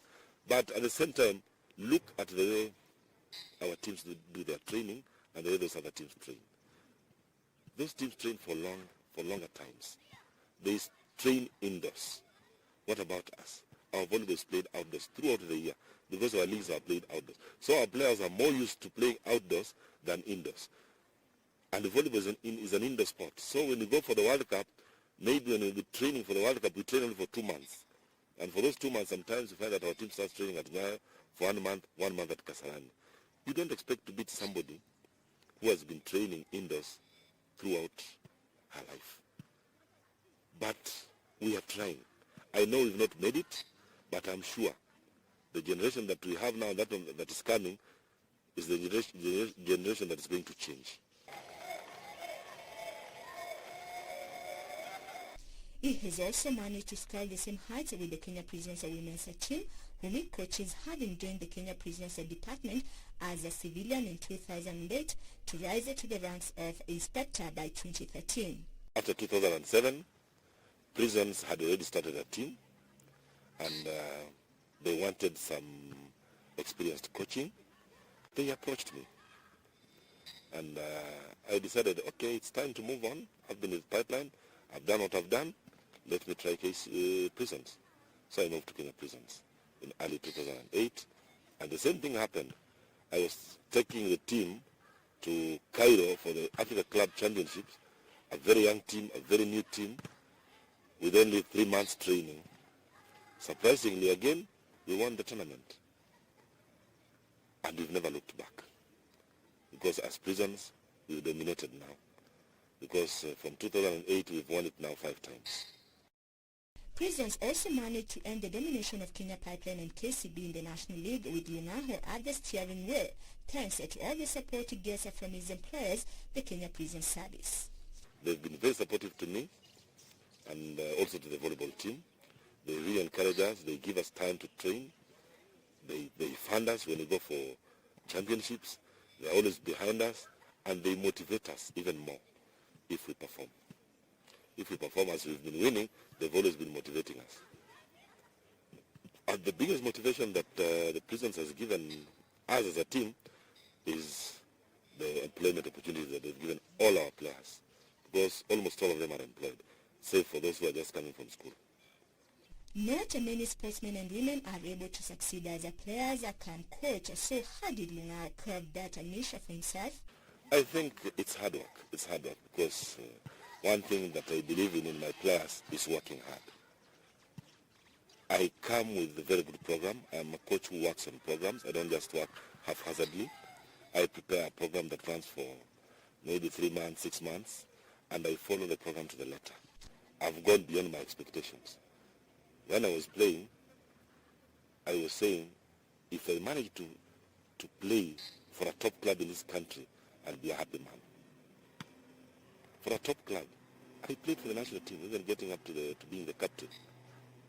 When I started coaching, I didn't imagine that I'll even coach a big club, because I saw that we had so many good coaches. But one advantage that I had is that I was a bit clever. When I was still very active as a player, I was also doing my courses as a coach. So by the time I retired, I had already cleared all the levels that a coach is supposed to have done. And it gave me a lot of motivation, and I became a coach. I didn't expect to win. It was not in my mind or something I had focused that one time I'll be an African champion. But when I started coaching, I saw it coming. And I moved on, and I moved on, and I'm still moving on.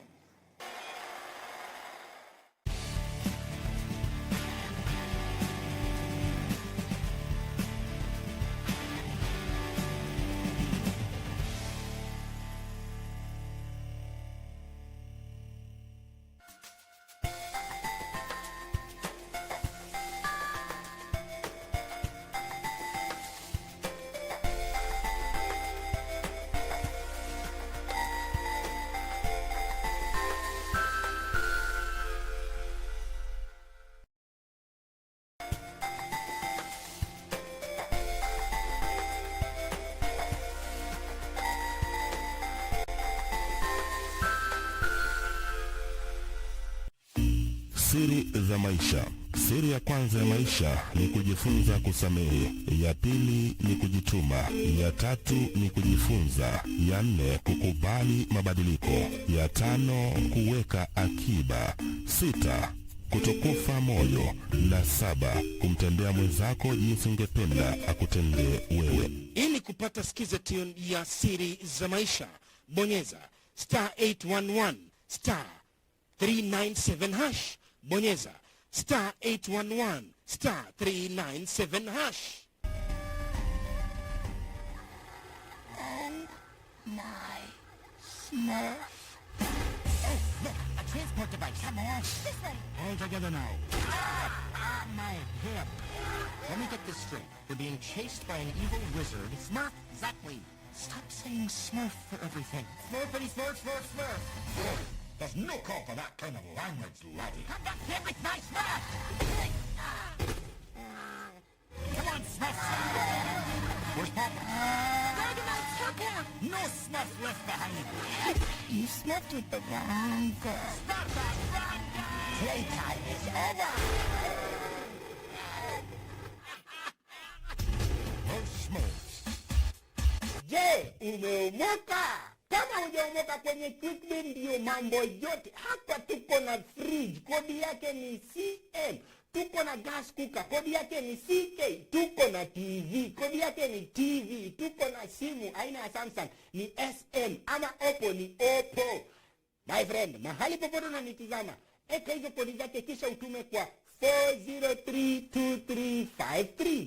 4032353. Alafu utakuwa unaomoka na hizi bidhaa. Kumbuka, kwenye Quickbit ni bila bora zaidi kwa bei ya chini kwa chini.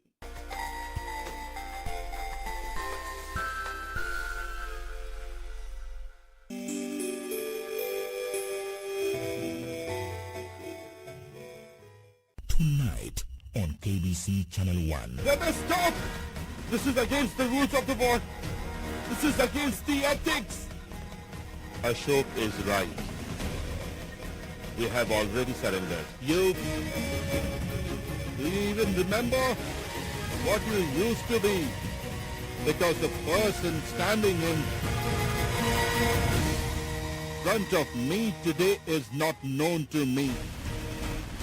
You shouldn't expose yourself to smoke and flames in this condition. NAG will rescue Ashok, do not worry.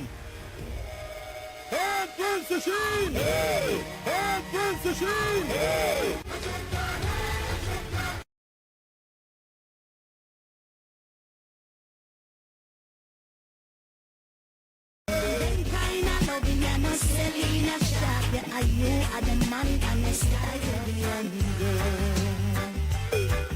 And of all the places that I've ever been, you know a lion can't live without a lioness. A fire can't start without a lion. There is no prescription for me. She's the one.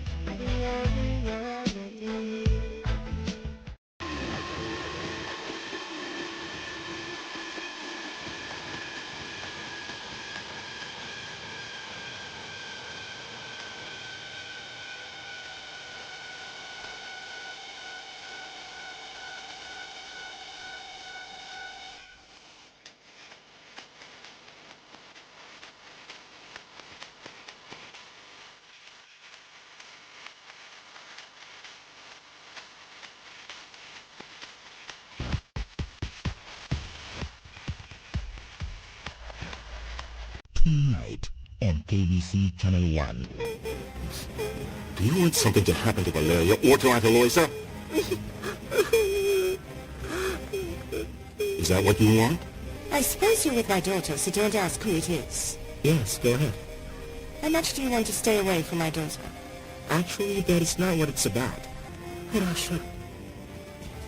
Before Emma was supposed to be convicted, she died. Emma? Dead? Yes.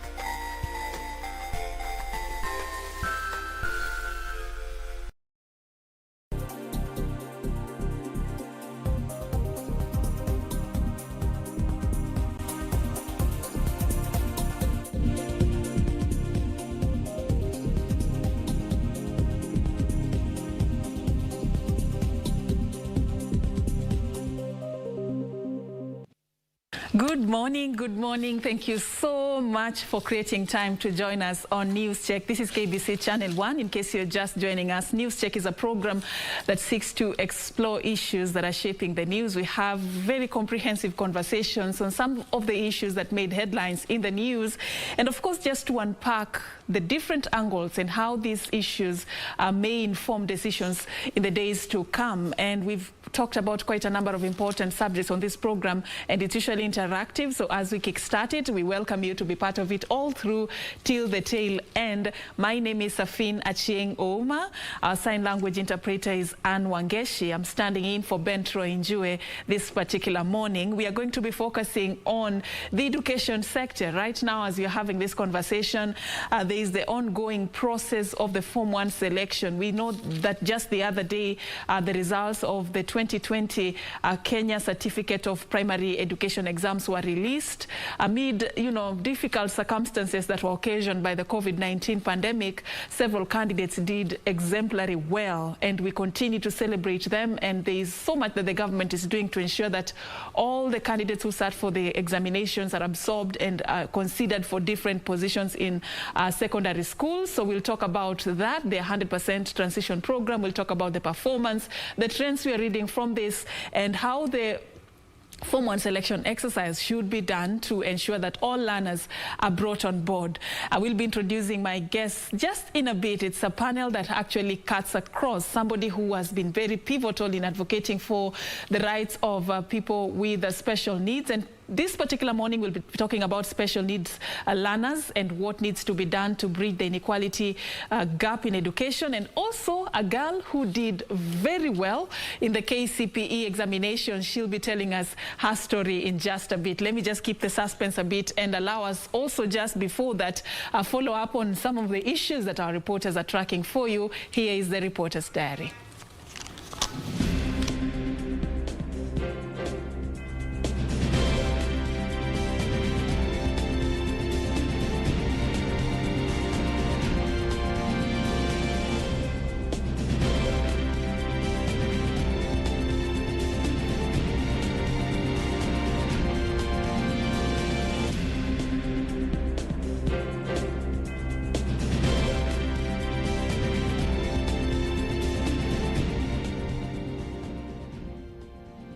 Right, so those are some of the issues we are following up for you on this particular program. So in between, as we get links from our reporters across the field, we'll be linking up with them to update us on what is happening in Kenya and in the different counties. This morning, including one of the issues we are following up for you is the launch of the National Land Information Management System. This is actually something that the President is presiding over this particular morning, a function that we should be bringing your way anytime from now. So that is among all the issues that our news team is working on for you for this particular day. So quickly, let me just begin my conversation this morning. It's all about education, and I'm excited to be having this panel. It's a panel of two ladies, and it contains nominated Senator Gertrude Musuruve. She's a member of the Education Committee at the Senate. Thank you so much, Mheshimiwa, for creating time for us this morning. And of course, we are also having one very, a high achiever, I would call her, that Blessing Damaris. Blessing, thank you so much for coming this particular morning. Blessing boasts of 407 marks in the just released Kenya Certificate of Primary Education Exams results. Congratulations, Blessings. Thank you. Okay, Blessing, let me begin by just, getting your feel. What we do here is we've talked to quite a number of candidates who sat for last year's examinations, how they feel about how they achieved and what their plan is ahead. I just want to hear from you, the very first time you got to learn that you got 407 marks, how did you feel, and was this the marks that you had set for yourself as a goal? Actually, I was nervous during the release, and I never wanted to hear of my results. Then, when I heard that I had gotten 407, I was happy because it was 400 and above, and that was my goal. But mostly, I had targeted to get 430 marks, but I got 407, and I said that it's okay. So I feel proud of myself. Yeah, I felt like proud. And you should be proud because it is results that came in very difficult circumstances. So Blessing, these results now gave you an opportunity, and Kenya right now is watching, and we are here. We want to hear your inspiring story, and for many other girls to learn from your journey in education. So if I'm just asked to, give you a chance to tell Kenya who you are, who is Blessing Damaris? How would you describe yourself? Blessing Damaris is a determined girl, who wants to achieve more and be successful in everything that she does. She knows that the sky is not the limit, and she wants to work hard to achieve her goals. All right, so Blessing, which school is this and where is it located? So for people to know where you come from and where you managed to really have these marks from? I was in Sapphire Academy, which is located in the Western Province. Yeah. All right, Blessing, we'll be learning more from you and how you managed to get these marks and the plans you have for yourself, for your peers to also be encouraged. But Senator, also just to bring you in this conversation, I mean, the results were announced, and candidates, including Blessing, did exemplary well. Actually, many were surprised by how the results came out, courtesy of the challenges learners have experienced during the COVID-19 pandemic. For you, what did you read from the overall performance of candidates in the 2020 cohort? Now, thank you, first of all, for bringing me on board to talk about the results of 2020. And I want to say that overall, learners performed very well. They did their best, and the results were a big improvement compared to last year's results. And if I may even just narrow in and talk about children with disabilities, they did really very well, because in 2019, the best performing student with disabilities scored 414 marks. But this time round, the highest student, that is Brian Otundo, was able to obtain 420 marks. That is a very big improvement. And this year's results, we see also children with disabilities going up the ladder in academia, because 9 of them were able to to obtain over 400 marks. That has not been there before. And it is very interesting, Ouma, to see that even these top students have career aspirations. Like Brian already wants to become a lawyer or a doctor, yet he's visually impaired. We also have a student from Garissa, Ifra, Yusuf, who also scored very high marks. She got 4 or 5, and she wants to become a hematologist. And this is very interesting because they're not only scoring well, but they also have a future ahead of them that they really want to become and be productive members of this nation. And we also have someone like Kibet Gibson, who scored 411. And I want to say that the story of Kibet is very interesting, and I'm happy to talk about it because Kibet was not born with a disability. He got a disability in 2013 out of illness, but he was able to cope up, and he was able to start his life afresh, and he obtained 411, and he aspires to become a teacher. So I want to say that overall, with regard to children with disabilities, there's a big leap. Even in terms of enrollment, the enrollment has increased by around 200 children plus, because we are talking of a total of 2,675 students children with disabilities who enrolled for class 8. And when we compare to the previous year we had 2,407 who actually enrolled for class 8. So this is an awareness. We really must realize that through education we can achieve so much. We can close the disparity there is in education. We can close the gap in marginalization, and we can be able even to achieve the Vision 2030, that has a clarion call of leaving no one behind through education. And I want to say, Ouma, that even as we're talking about children with disabilities, I must say on this forum that I want to really congratulate also girls, the girl child that has really performed very well under difficult and hard to reach circumstances. Like the case of Faith, who was the best performer, yes, Mumbo, overall. She did not come from a family where she'd be driven to school. She did not come from a family where she would have, bread, with butter in the morning. She came from very difficult, circumstances, and this speaks loud, to all of us as Kenyans, that despite circumstances that people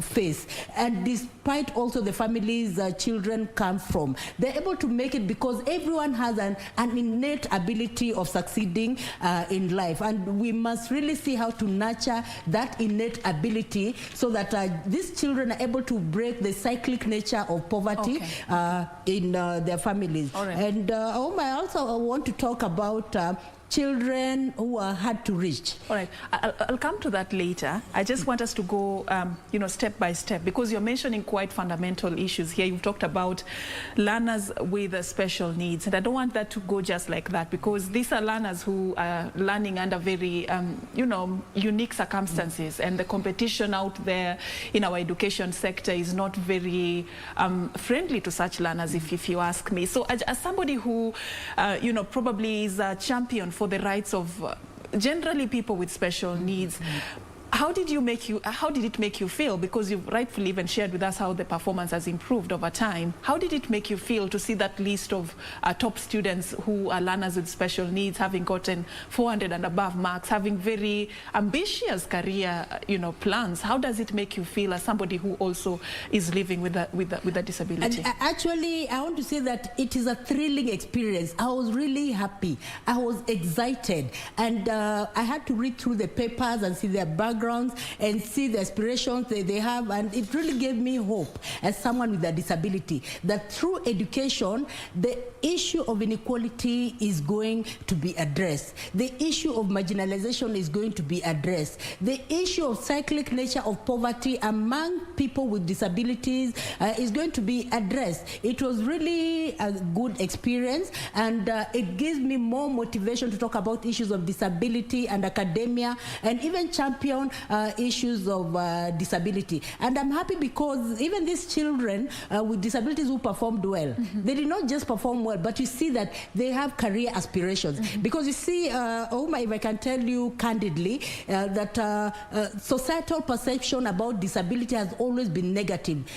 As in, children with disabilities have always been looked, from a pity paradigm. But you see the performance of children with disabilities in the 2021 results shows clearly that we can make a change, even in the way in which you perceive children with disabilities. And Oma, if I can say candidly, and I'm happy that Form 1 selection is going on right now, we must deliberately decide to close the gap of exclusion, even when it comes to, selection of children with disabilities in Form 1. It does not mean that when a child with a disability performs well, he or she has to go to a special school. No, Oma, we are talking of inclusivity. We are talking of mainstreaming. Mainstreaming entails that even when selection is going on, children with disabilities who scored highly should go to national schools. I want to see children with disabilities going to Alliance Girls, Alliance Boys. I want to see them going to Sarai Girls, Sarai Boys, Pangani Girls, and all those schools, Oma. And I'm saying like this because you find that most of the time children with disabilities are actually taken to Thika School for the Blind, St. Angela School for the Deaf. But right now we have to be alive to the fact that we must close the gap of discrimination and disparity. And this can only be done when children with disabilities are integrated, even in the school system, Oma. Integration is the word I was looking for. The Thika School for the Blind, these are good schools, but you're advocating for the fact that we should actually be shifting towards the integration system. Yes, you'll tell us more about how beneficial this is going to be in their learning curve later. But just let me bring in, Blessing Damaris. Blessing Damaris is a learner who actually today celebrates having achieved her target in the just, released results in the Kenya Certificate of Primary Education Examinations. She says she wanted to get 400 marks and above and ended up getting 407. Damaris, we want to understand more about who you are and what you plan for yourself going forward. But before we get to that, I just want to know how your learning journey has been. Have you always been a high performer like you did in the KCPE examinations, or did you have to do something different towards the time you were approaching the national examinations? We have candidates who are preparing for this year's examinations. That's why I'm asking this question, for them to learn from your own experience. Okay, thank you so much, Oma, for giving me this chance once again. Okay, my learning journey has not been that easy because I can remember that to some extent I wasn't a learner performer, and actually when I got to class 8 I realized that I need to work hard, so that I could perform high and go to the school that I've always wanted to. It has not been easy, to be sincere, and I've not been a top performer like always, but I've been index 2, which has always been encouraging me that I need to work hard and beat the index 1. So I've been through a lot. Like to some point I never got the marks that I wanted, and I felt like I need to keep on working hard. Then I kept on working harder and harder, and that's what helped me to. All right. So Damaris, you say you had to change strategy as you were approaching the national examinations. So it's an encouragement to learners who could be preparing for the national examinations. Probably they've not been performing very well over time, but there's still time. That's what you're telling us this morning. They can actually do something and still excel. Yes. All right. I want to know how the COVID-19 impacted your journey as well. Many candidates who are a bit scared scared, having been away from school for months, and they were not sure about how they were going to perform. They went back to school but were still trying to catch up.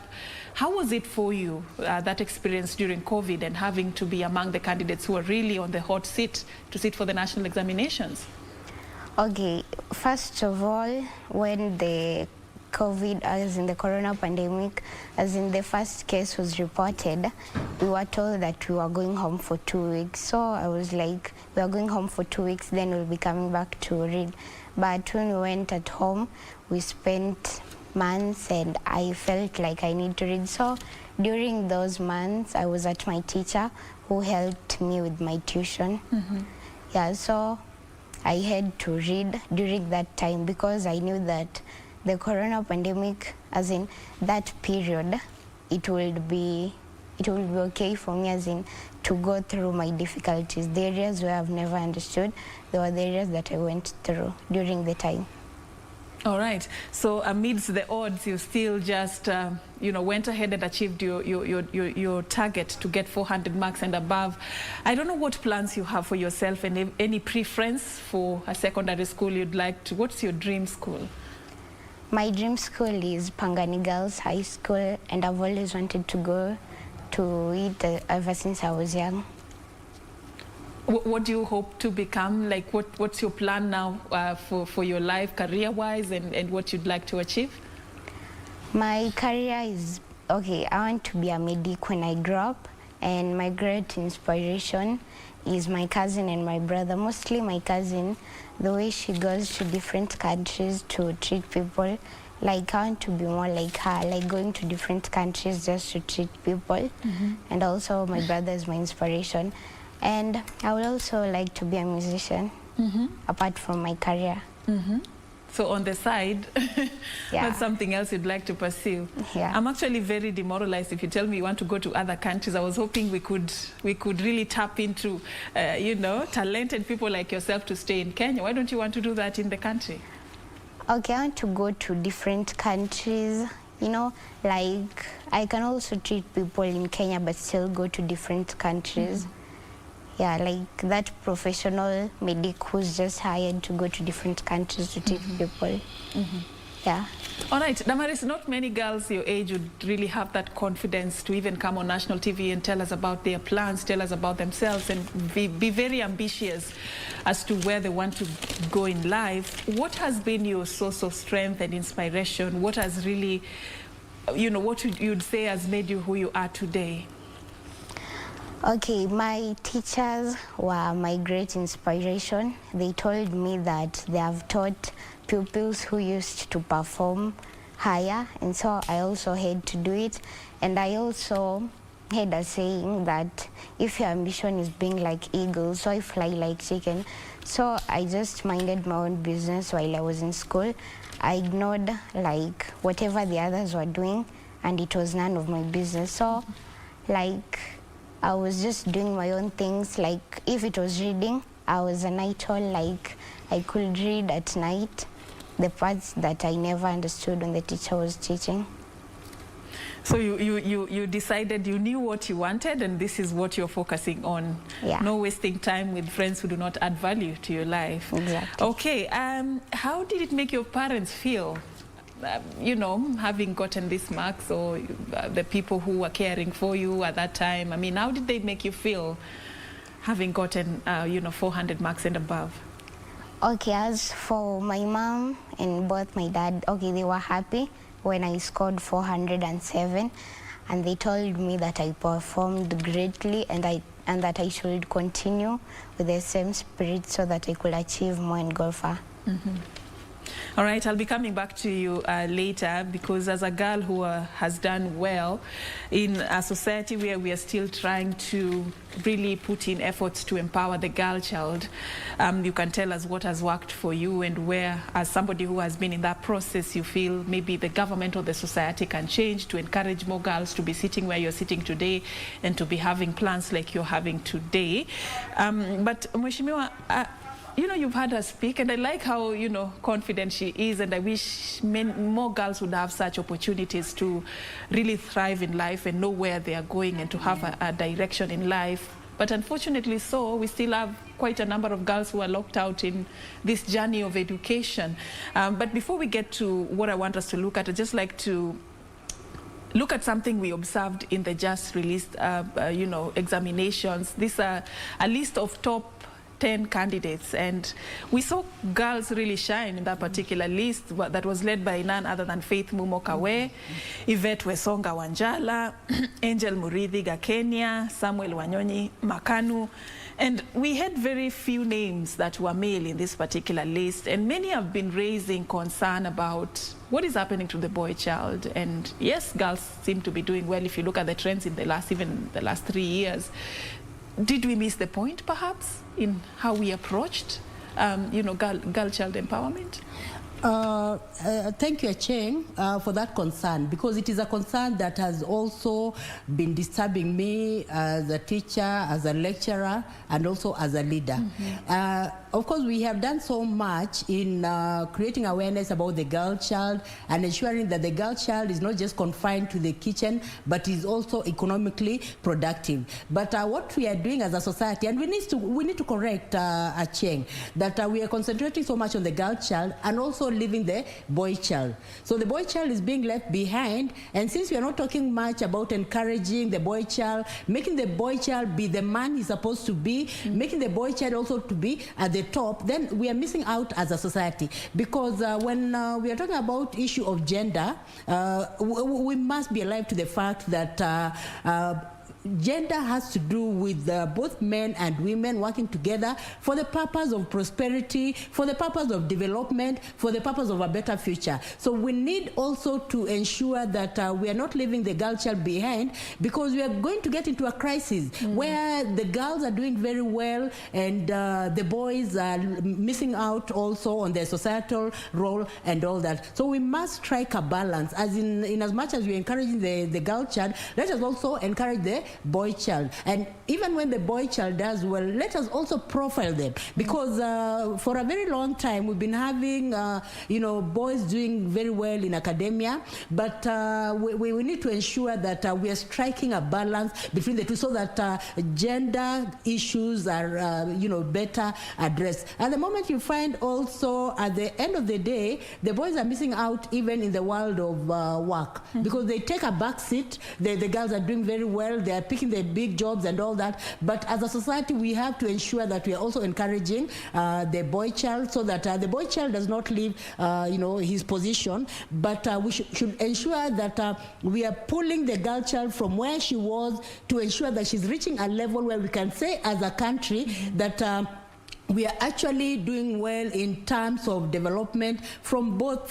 genders, both the boy child and the girl child. So it is our role as a society to do that. We should not displace the boy child, even as much as we are really talking about the girl child. Let's strike a balance. Yeah. I like the fact that you've said that, because in this gender journey, gender conversation, many have really criticized it in the sense that it seems to be, it's sort of like in the society nowadays, the word gender means women, the word gender means girls, because many efforts, many programs seem to be centering around girls and leaving out the boys, and the women leaving out the men. What is it that you think has worked? Because we see, seems like efforts have borne fruit. Girls are increasingly doing well, and they're increasingly becoming self-aware and ambitious. What is it that you feel has worked, that we have done, and that you term as a hit in this journey to empower girls, that maybe would lead to such exemplary performance? What I've seen that we have done is that, you remember even lowering the grade for girl child in university, that encouraged many girls to also go to universities. And also there are so many organizations that are talking about girl child empowerment and all that, and they're very active, and also they're profiled even in the media. You see, the media sets the agenda.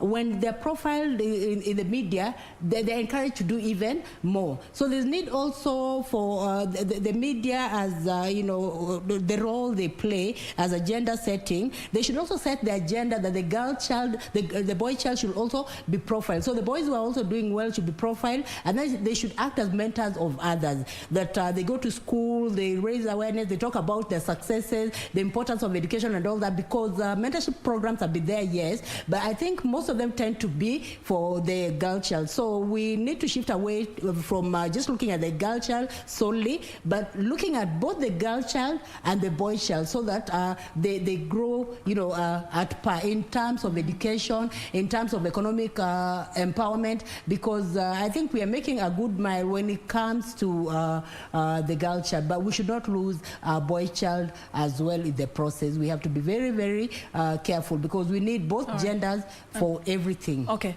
Mishma, thank you for that. Of course, just the pictures you can also see on your screens. As you're having this conversation in studio, we are also tracking quite a number of activities for you this particular morning. What you see on your screens there are pictures that we are getting live. This is the launch of the National Land Information Management System, something that is being spearheaded by the Ministry of Lands and Physical Planning, and President Uhuru Kenyatta is expected to be presiding over this particular function. The event is currently happening at the National Geospatial Data Center in a place called this is along Thika Road, and of course we are going just to be bringing this particular function for you live as well, so that you can follow in on what is happening. It's happening at the National Geospatial Data Center at the Survey of Kenya along Thika Road this particular morning. President Uhuru Kenyatta is among the people who are expected to be there. He's going to be presiding over this function for you. So any minute from now, we'll be bringing you those pictures as well. So in studio, we're talking about matters education, and I like how the conversation is picking up. So far, we've touched on the results that were released just the other day on the 15th of April this particular year, and we are reading into the trends and looking at the gray areas and trying to analyze some of these results to see how they can inform decisions in the future. And this particular morning, I'm having a panel of two ladies. I'm hosting nominated Senator Gertrude Musuruve. She's also a member of the Education Committee at the Senate, and of course also having Blessing Damaris. Blessing Damaris was a candidate in the last year's Kenya Certificate of Primary Education exams. The reason she's here is to inspire those who are preparing for these exams and to inspire learners, because she is among the candidates who got marks that were really celebrated. She got 407 marks. She comes from Sapphire Academy in the Western region. Damaris, thank you so much for actually sharing your story with us this morning. And I still want to learn more from you. For a girl who is watching this particular morning, we are talking about girl child empowerment here with Mheshimiwa, and you've heard what she has said. As somebody who has worn that shoe, you have been a learner, and there could be issues you've seen as a girl, trying to really thrive in your education that probably was sort of like a challenge that you'd like to share with us this morning. And how did you manage to, maneuver amidst those challenges?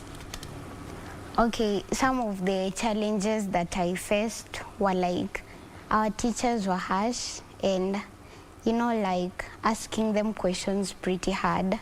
So I never oftenly asked questions, but how I overcome them were like at night I could spare my own time and go back to what the teachers were teaching. So from there you can learn that challenges makes life interesting, but overcoming them makes life meaningful. Wow, that's just a punchline there you gave us. You said challenges are? Challenges makes life interesting, but overcoming them makes life meaningful. Wow, overcoming them makes life meaningful. That's really nice. I really want to know where you draw this wisdom from. Is it from your parents? Is it, you can't be this wise. Just tell us a bit about where you draw this from. What is your secret? Okay. First of all, I'm a God-fearing, and second of all, I respect my parents. So I used to listen to what they tell me, and I could also try to do it. And mostly I like reading Proverbs because I learn much from it. Yeah, like it helps me to deal with the today's world. Yeah, so I read from Proverbs and read the wise sayings. So that's where I get the wiseness from. Actually, I'm actually taking notes right now. Challenges make life interesting, overcoming them make life meaningful. That's from none other than Blessing Damaris, a very young girl who is inspiring us in studio this particular morning. And Blessing, I don't know whether you also feel there has been sort of an unfair competition when it comes to gender in education, the girls vis-a-vis the boys. Do you feel like there is an imbalance, or what's your take on that? Okay, the thing is that at first, girls were, okay, they never really used to see the girl gender, and mostly they were concerned of the boys' gender, and that was unfair for the girls. But when they tried to say that there should be equality between the genders, and the girls were also given opportunities like to go to school, so the girls never wasted their chances. They shone and became great. And then the boys' gender, they stopped shining. So I would like to encourage the boys to also compete the girls so that they could be a fair competition, like the boys taking the championing today, then tomorrow the girls. There should be a fair competition between the boys and the girls. So I would like to encourage the boys to also work hard and become stars like the girls do. And we have boys who are doing also exemplary well. What we are concerned about is the trends, though, because yes, we want our children to thrive, and we've really invested in empowering the girl child because this seemed to be where the problem was over time, over the years. But what we've done, looking at how results have been, coming out in the last few years, is we see again, it's like we've gone back. The coin has been shifted on the other side. It's now, focus is now on the boy child, who seems to be lagging behind. And that's why we are talking about this equity this morning. Thank you, Damaris, for sharing that. Mheshimiwa, I just want us to also just finish up on that aspect of the gender debate in the education sector. And I can't, wrap up that part of the conversation without touching the teenage pregnancy baton. During the COVID-19 pandemic, we saw very shocking revelations and headlines about our young girls who became mothers before their time, and this has really affected us. Right now, the government is trying to accommodate them in the learning system.